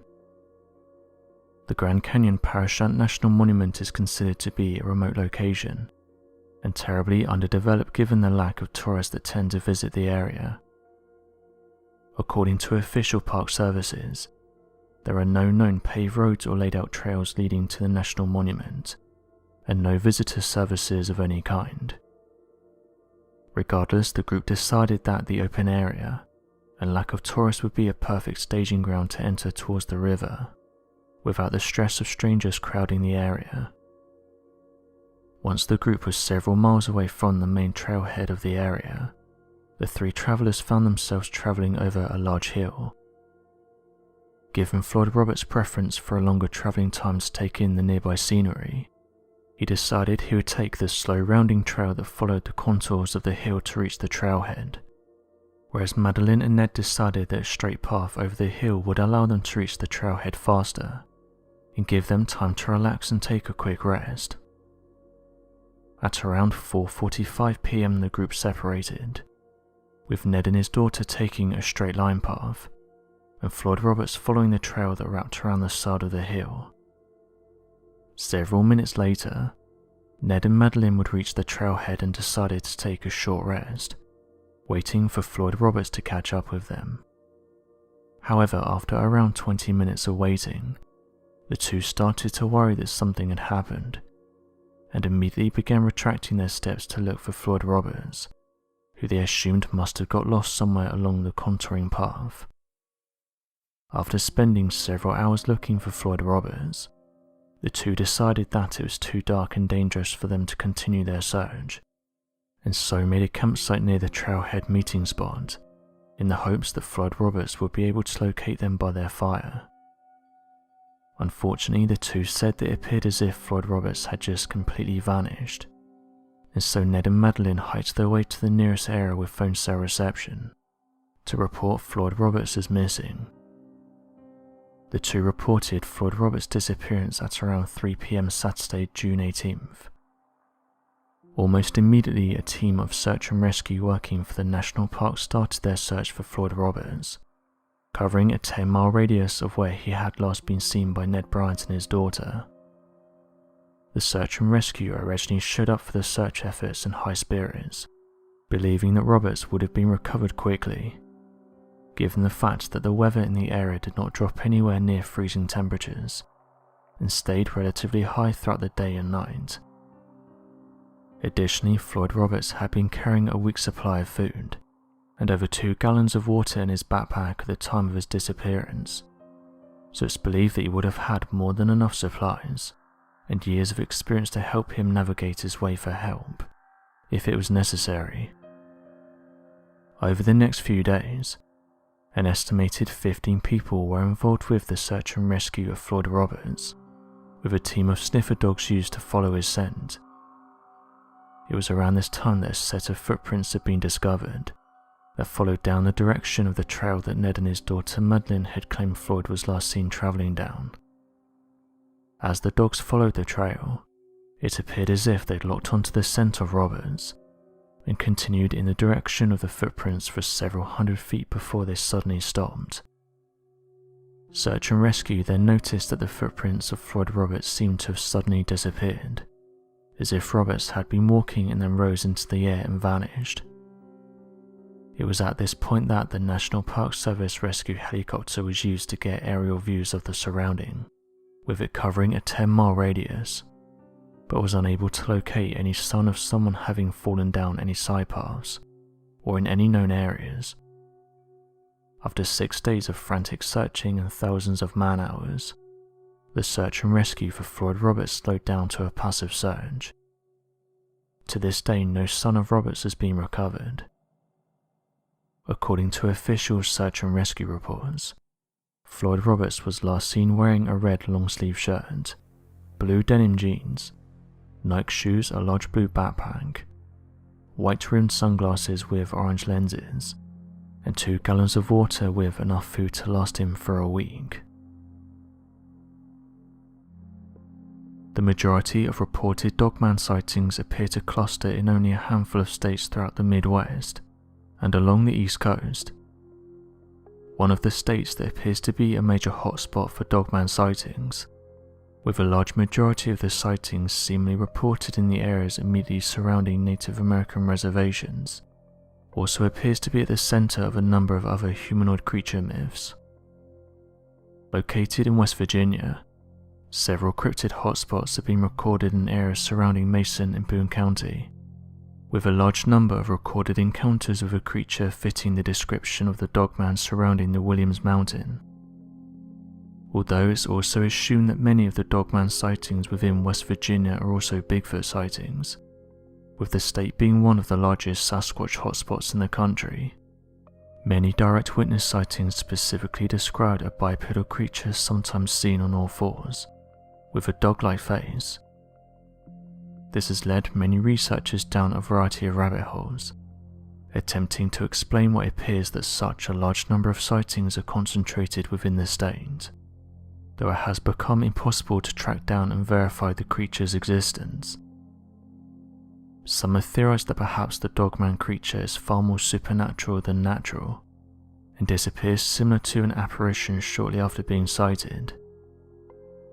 Another theory, however, believes that something far more sinister might be occurring, and that the strange, unsanctioned experiments of the United States might be responsible.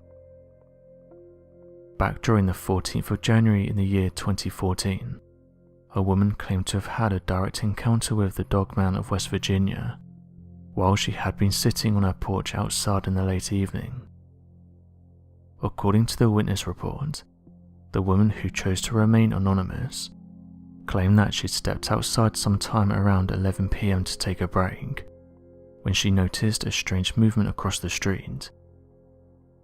Living on the 2600 block of Madison Avenue, she was often familiar with occasionally spotting large animals near the road, but was unable to accurately identify a strange humanoid-shaped creature standing near the railroad tracks, located just across the street. Wishing to get a more accurate look at the creature, the woman opened her porch window to look out from the enclosed space and to let in some fresh air. With the aid of the streetlights, she claimed to have seen what she described as a giant man, standing 8 feet tall with the head of a German Shepherd. Unsure of what she was witnessing, the woman began to wonder if she was witnessing something far more dangerous than she realized. According to the woman, roughly 40 feet from her home, there rests a fenced military depot that's believed to be roughly 84 acres in size. Although the depot is still an active location for the United States military, it's often ignored entirely by the local population surrounding the area. Oddly enough, however, the creature appeared to have been walking in the direction away from the depot, as if the creature had somehow left the enclosed facility and was now walking down the length of the railroad tracks. As she continued watching the creature, the security lights from the Point Pleasant depot turned on and helped to illuminate the strange creature even more clearly. It was at this moment that the woman claimed the animal to have looked like a movie depiction of a large werewolf, with the face of a German Shepherd.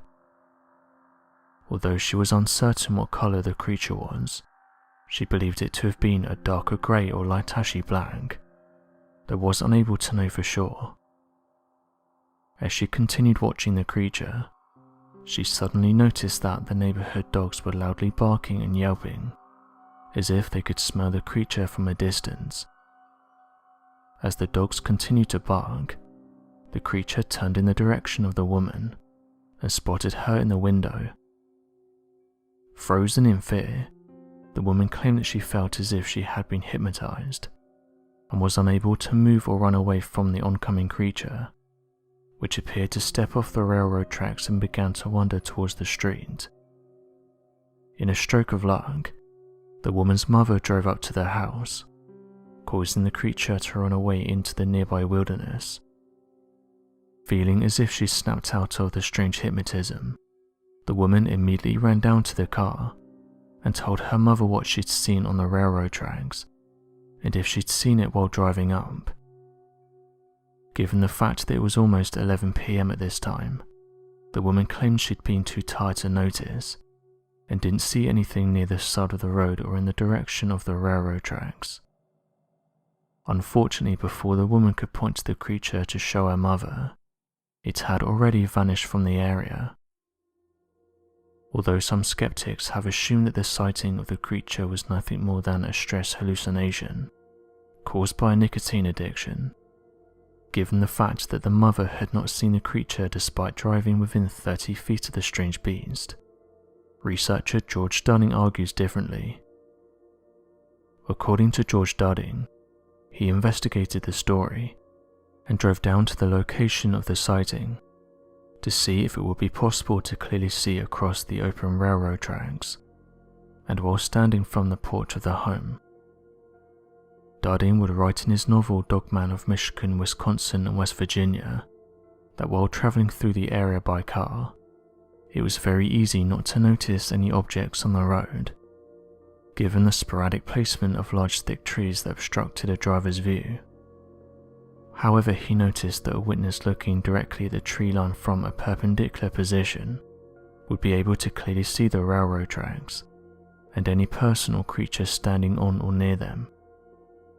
Despite the fact that this sighting of the Dogman occurred back in 2014, many of the Dogman sightings throughout West Virginia can be traced back to strange humanoid animal sightings dating back as early as the 1960s.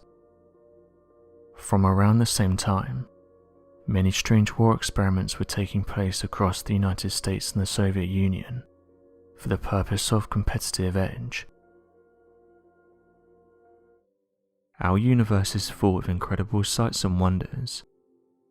It's only been in the last 100 years or so that we've started to understand what's actually out there. NASA and other space agencies are always making new discoveries, helping us to better understand some of the cosmic wonders outside of our solar system. There's some though that have said that NASA can't always explain these discoveries, and one of the most recent ones was a strange object that showed up next to our Sun.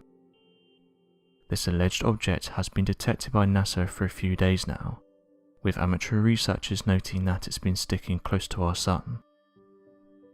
Online users who have seen the photographs have described it as looking like a large planet.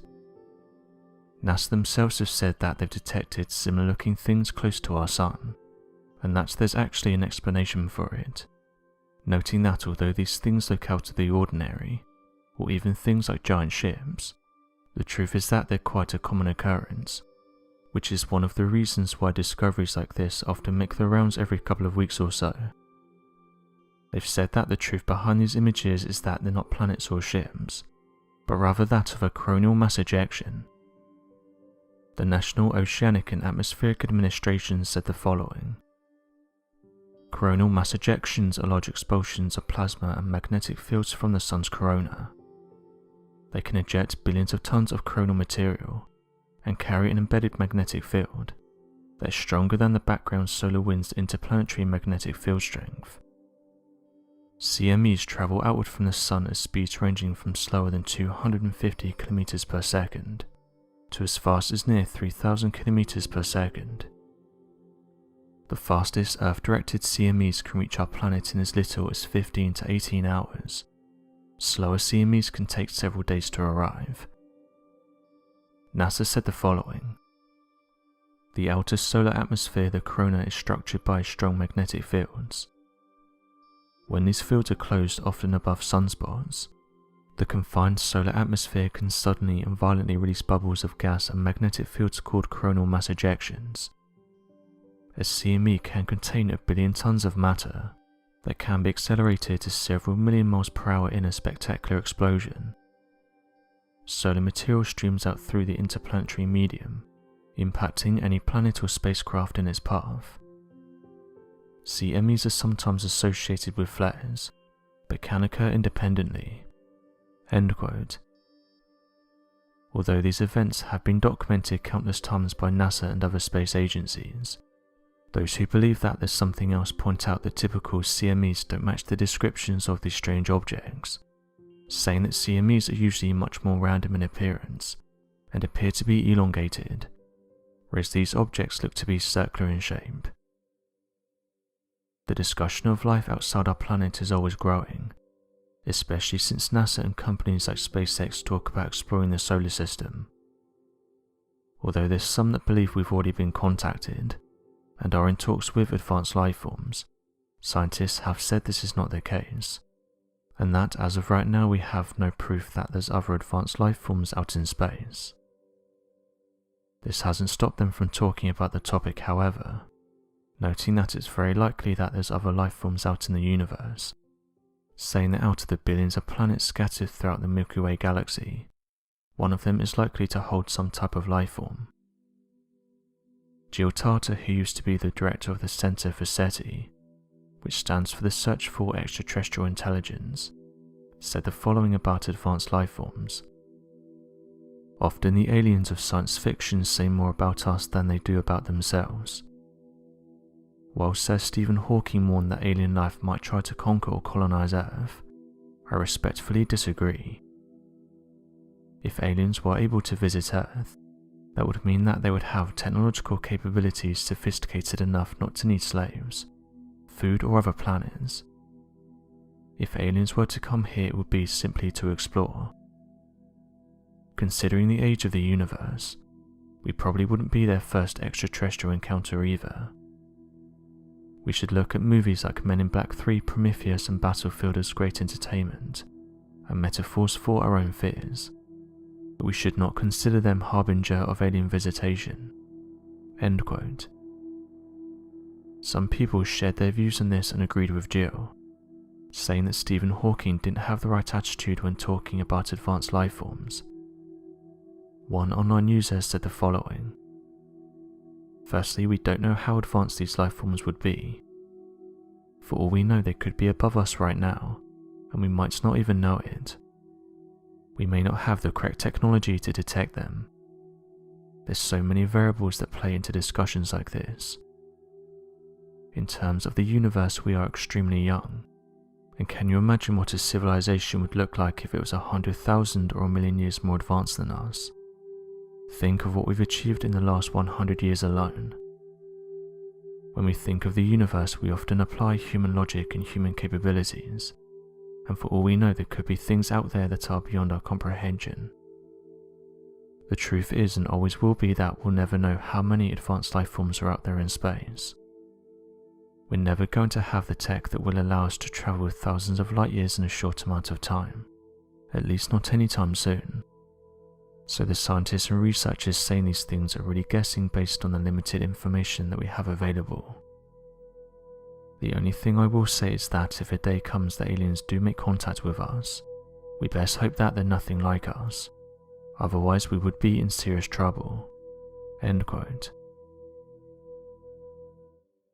Pyramids are some of the most fascinating structures. Teams of archaeologists have spent years trying to understand how and why they were built, and yet still in the modern day various questions remain unanswered. At least 118 Egyptian pyramids have been identified, with researchers saying that countries such as Sudan, Mexico, Italy, Iraq, Peru and several others also have pyramids. It's no secret that our planet has changed over the years, and this in turn has led researchers to say that various ancient civilizations have been lost to their depths. In fact, this isn't just a theory.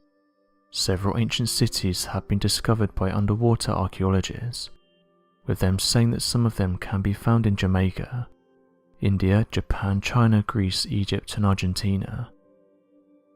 It's for this reason that some have speculated that there's countless treasures and structures waiting to be discovered that are lying at the bottom of the oceans. One online user who was looking through Google satellite images reported they discovered 2 large pyramids, and this was off the coast of Canada, saying that when they zoomed in they could also see a large complex, and that it appeared to be part of the structures. The idea of there being civilizations that have been lost to the waves is nothing new. Researchers working at Lund University came forward and said they found a Stone Age civilization beneath the sea. This has caused some to be more open-minded when these types of discoveries are made, saying that there's likely many more ancient civilizations that are waiting to be discovered. Online users who've seen these images have said that underwater researchers should investigate them further, saying that they could unlock details about our past that we don't know about. One of the issues with carrying out research on things that are underwater is that they're difficult to reach, but underwater archaeologists have been vocal about the fact that some of these sites are of interest. What's interesting is that some of these underwater pyramids are found close to places that are well known for these structures. For example, last year someone found similar looking pyramids off the coast of Egypt, which led them to question whether other pyramids had been built in the region thousands of years ago, but that they're now submerged underwater. One example of a sunken city being found in Egypt is that of the lost city of Heraklion, also known by the name of Thonis, as given by the ancient Egyptian civilization. The lost city of Heraklion was described as that of a trade hub, located near the mouth of the Nile. It's due to this time with Greek mythologies that many archaeologists and experts believe the site to be solely mythological, as well as the fact that no such city had been recovered near the mouth of the Nile. Interestingly, this all changed in 1933, as an RAF commander flying over the region remarked about the ruins of a city under the waters. It would take around 6 decades before the French underwater archaeologist Frank Goudiot would find the ruins, and make the connection between the discovered ruins and the mythological city of Heraklion, proving legitimacy to not only the city's existence, but to the old mythologies and records of Greece. It's for this reason that amateur researchers have said that these structures could be legitimate, and that further study is needed. One underwater structure that's confused scholars is that of the mysterious Yonaguni monument, which can be found underneath Japan, with locals and researchers giving it the name of the Japanese Atlantis, saying that the ancient city was lost to the depths over 2,000 years ago. Masasaki Kamara, a marine geologist at the University of Japan, said that they've been diving at the site for over 15 years, and that teams of researchers are no closer to understanding its history. Masaki Kamara said that every time he dives down to the site he's more convinced that there's an ancient city just lying there, noting that the whole complex could be as old as 5,000 years. He said the following: "The largest structure looks to be a complicated monolithic step pyramid that rises from the depth of 25 meters or 82 feet. End quote. It was originally believed by ancient Japanese scriptures and legends that there was an undiscovered Yonaguni city, and it was located near the shores of the Yonaguni Islands. That used to be a potentially massive trade hub in the region. Unfortunately for archaeologists and experts, nothing had ever been recovered, and artifacts that would be common with the remains of an ancient city were never unearthed. It was due to this that many experts widely regarded these myths and legends as similar to that of the Japanese Atlantis, and believed the city to be fictitious in nature, due to its supposed massive size and potential for trade. However, it appears that due to recent discoveries, this could very well not be the case. Back in 1986, divers in the region discovered striking underwater rock formations that appear to be similar in design to megalithic structures seen in traditional Cyclopean masonry. It appeared by researchers to have been artificial in creation due to sharp edges, 90-degree angles and massive megalithic pillars in the region. Unfortunately, despite this proof, as well as work done by Dr. Masaki Kamara, proving that the formations are not naturally made and are definitely not man-made, the Japanese government and academics refuse to believe that any such structures exist, and attribute them to being naturally formed rock formations under the water. It's impossible for divers to visit the region in recent years, as the location has been deemed unsafe by the Japanese government, and no further research can be established. Some have said that due to the blatant efforts of covering up the incredible archaeological findings, many believe it to be an effort to conceal the truth regarding the ancient city, and the Japanese culture in fears that other governments and cultures may have legitimate land claims to the Japanese island. As of 2018, the Ocean Service have said that over 80% of our ocean is unexplored.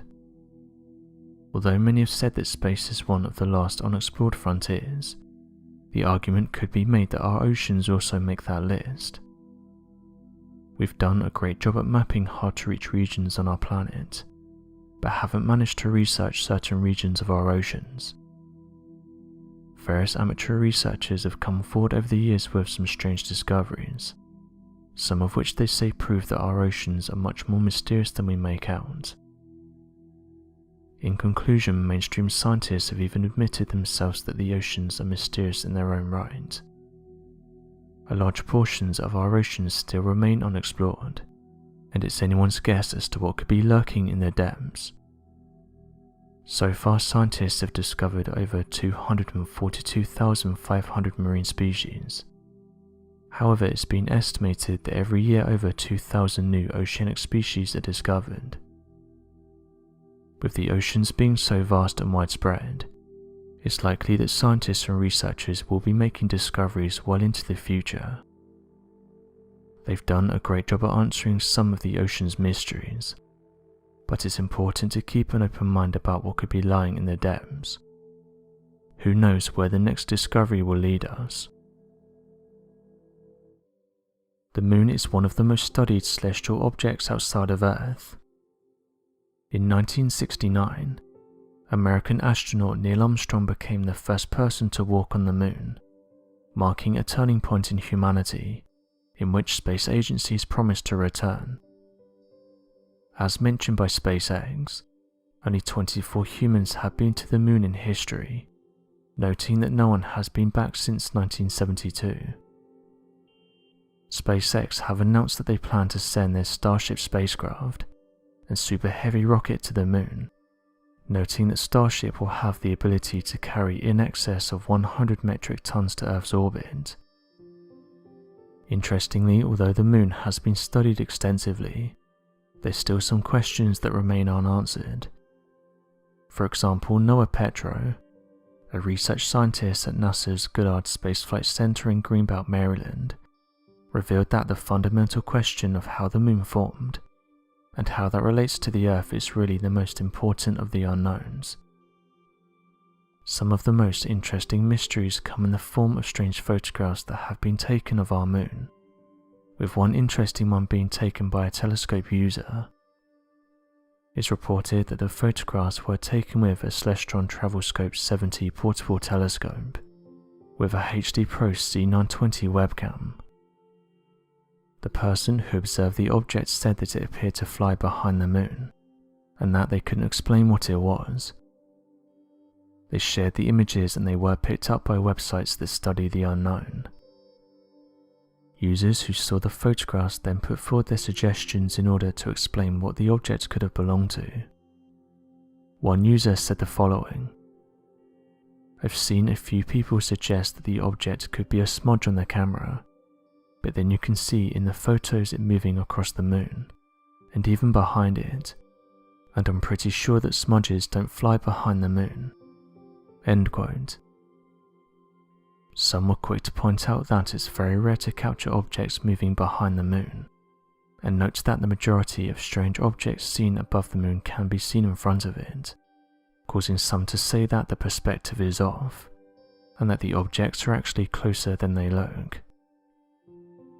Another amateur astronomer said they've seen strange objects fly close to our moon, but noted that they can only be seen with the aid of a telescope. Others went down the route of suggesting that it could be a mysterious flying object, or perhaps a top-secret aircraft that was being tested by the military. For years now, amateur researchers have long speculated that mysterious crafts have been interested in our moon, and point to various eyewitness testimonies of former NASA workers and astronauts who have detailed seeing mysterious objects on the moon, and have gone on to tell stories of how the United States is in contact with these mysterious objects. Edgar Mitchell is one of these individuals who believed that we were in contact with advanced beings. He said the following: "White Sands was a testing ground for atomic weapons, and that's what the extraterrestrials were interested in. They wanted to know about our military capabilities. My own experience talking to people has made it clear that ETs have been attempting to keep us from going to war, and that they've helped to create peace on Earth." End quote. Although NASA has said that these quotes are baseless, and that there's no evidence that humans are in contact with extraterrestrials, it's these quotes that have caused some to question whether these strange objects actually belong to something unknown. Unfortunately, it's tough to come to a conclusive answer for what these objects are, and all we can do right now is speculate. Another mystery of our moon is that of its craters. Our moon features a gigantic crater. This hole has been on our moon for billions of years, since an unknown object hit the dark side of the moon. We have measured this crater to reach 1,550 miles in width and 8 miles in depth, and so have dubbed it one of the largest craters within our solar system. The presumed explanation for decades was simply that this crater was formed when contact was made between the moon and a rapidly paced meteor. If this had been the case, then there would be pieces from inside the moon on the surface, possibly available to examine. Some new insight was provided in January 2019, when the U2 rover was sent to the moon from China. It reached the bottom of this mysterious crater and was able to provide scientists with some more details. Minute traces of minerals were recorded by the U2, which appear to have come from within the moon's mantle. In a turn of events, new data came to light within August of 2019 from a study published within Geophysical Research Letters. After an analysis was conducted upon the materials found at the bottom of the crater, it revealed evidence suggesting that the crater was composed entirely of dust, with no mantle. The crust is the outer layer, with the mantle coming just underneath it, similar to Earth. This would imply that an object collided with the moon with enough force to open a colossal crater, but not enough force to release any of the mantle onto the surface of the moon. Co-author of the study, Hao Zhang, a planetary scientist working at the China University of Geosciences, explained how the team had anticipated finding the mantle materials at this landing site. He goes on to explain that the lack of mantle organisms rules out the possibility that a meteor travelling with high velocity had caused this crater, eliminating an assumption that we had been acting upon for decades. This study employed the use of spectroscopy in order to clarify and identify the minerals that had been found within the lunar soil. This process observes how each grain is reflected within both visible and near-infrared light.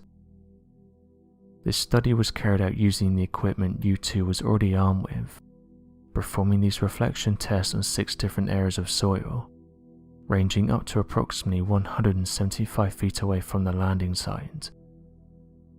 An already established database allowed each mineral to be identified based upon size, reflectance and degradation, which often occurs as a result of solar wind. Within every sample, it was evident that the primary mineral in the moon's surface is plagioclase. We know this is common in the crust of Earth and the moon, but that it isn't likely to be found within the mantle.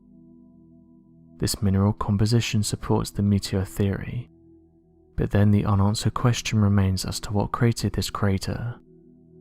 If it were a meteor, then why aren't there chunks of mantle all over the surface? Our world is an incredible mix of impossible to explain phenomenon and overwhelming information that's left many puzzled as to the nature of strange things from around the world. To bring these mysterious phenomena to light and provide them with an understandable explanation, scientists and researchers have conducted a variety of tests. Although they've done a great job at helping us understand certain discoveries and anomalies, there's some that still remain a mystery. One place that's of particular interest is that of Antarctica, with the frozen wasteland hiding many artifacts that are just waiting to be discovered. The most recent discovery to come from Antarctica was found by someone using Google Earth. A number of different photographs were posted to social media showing something sticking out of the ground in Antarctica, with those who saw the images saying that it looked like a giant pyramid was peeking out of the snow, and this caused some to say that this artifact could be visible due to the melting ice. One of the users who stated they found the image first said they were looking through Antarctica and could see something that appeared to be higher than the surrounding area. They said that they then clicked on the 3D version of Google Earth and could see the structure much more easily, saying that the first thing that came to mind when they saw it was that of a pyramid. Others who saw the images said the structure does look like an ancient pyramid, and even compared the overall look to that of the Mesoamerican pyramids. Those who believe that these are pyramids give different ideas for who is behind them. There's some that believe that ancient man travelled to Antarctica thousands of years ago and started building large structures, the same as what can be seen in other ancient civilizations. while there's another group of people that believe that Antarctica may have been inhabited by an advanced civilization, noting that books and ancient writings talk about humanoids much more advanced than modern man, and they've said that this civilization could have lived in Antarctica. One user said the following about the image: "This is just the most recent photograph to emerge. There's many that are like this and that seem to depict large structures. I understand that scientists have a certain way of thinking and like to push their views, but you'd think that curiosity would get the better of them and that they'd want to investigate what these things are. To me it seems interesting that we have large structures sticking out of Antarctica, yet most academics don't seem interested in them." Well, this user said the following: "Time and time again we've been wrong about Antarctica, and each time the science has changed. For example, years back scientists said that Antarctica was not of interest, and that there's nothing there. But now we know that it holds complex life forms in underground lakes. Early asteroids have been found there. A huge anomaly is located under Wilkes Land. An ancient jungle once existed here, and also the land was once inhabited by dinosaurs, and this was backed up by the recent dinosaur fossils that were discovered." End quote. It's for this reason that some have said that scientists and researchers should be more open-minded about these kinds of discoveries, saying that humans could have spread to the continent of Antarctica and started building here. Skeptics, though, are not won over by these types of photographs, and have said they can be easily explained when you look at the surroundings of these images, saying that when UFOs are allegedly found in Antarctica, look around the area and you will normally find mountains nearby, and what's likely happened is a piece of ice has fallen off this mountain and has left a mark in the snow, and this is what people are claiming is a UFO. They also apply the same to these structures, saying that they're not pyramids, but rather rocks that have become visible due to the melting ice. They say that we've never found anything of interest, and that all of these photographs can be easily explained. Believers, though, have said this isn't the case, and that many of these strange objects can be found scattered throughout Antarctica. One believer said the following about the skeptics: "It's interesting that skeptics have the same mindset as hardcore theorists. A hardcore theorist believes in everything, and skeptics believe in nothing. They're pretty much the mirror version of each other. I think it's healthy to keep an open mind about these kinds of discoveries, but I think we should also look at other possibilities. It could be a pyramid, or it could just be an area that's been revealed by the melting ice. This photograph is one of the most interesting ones that I've seen, and I think it could show a large pyramid." End quote. To show how unpredictable the area is, scientists were surprised when they found hot flows of volcanic magma underneath Antarctica. Nestled on a remote bit of land in the South Sandwich Islands, researchers confirmed suspicions of a lava lake by taking high-quality imagery, and this was of a known active volcano in the area. Scientists believe that the massive lava lake has a diameter somewhere between 90 and 215 meters, with a pool of lava reaching heats of 1000 degrees Celsius. Lava lakes are giant pools of molten lava, built up in craters, volcanic vents or other geological spaces, and while we might imagine volcanoes being the perfect place for a big pool of lava, long-lasting lava lakes are not a common occurrence, and to find one in such an isolated part of the world is an incredible feat. So what do you make of these mysterious photographs? Do you think they show ancient pyramids, or is it just a case of pareidolia? Be sure to leave your questions and answers in the comment section below, and help us to grow this community while working to solve these unexplained mysteries. Thank you for watching, and don't forget to subscribe for more videos.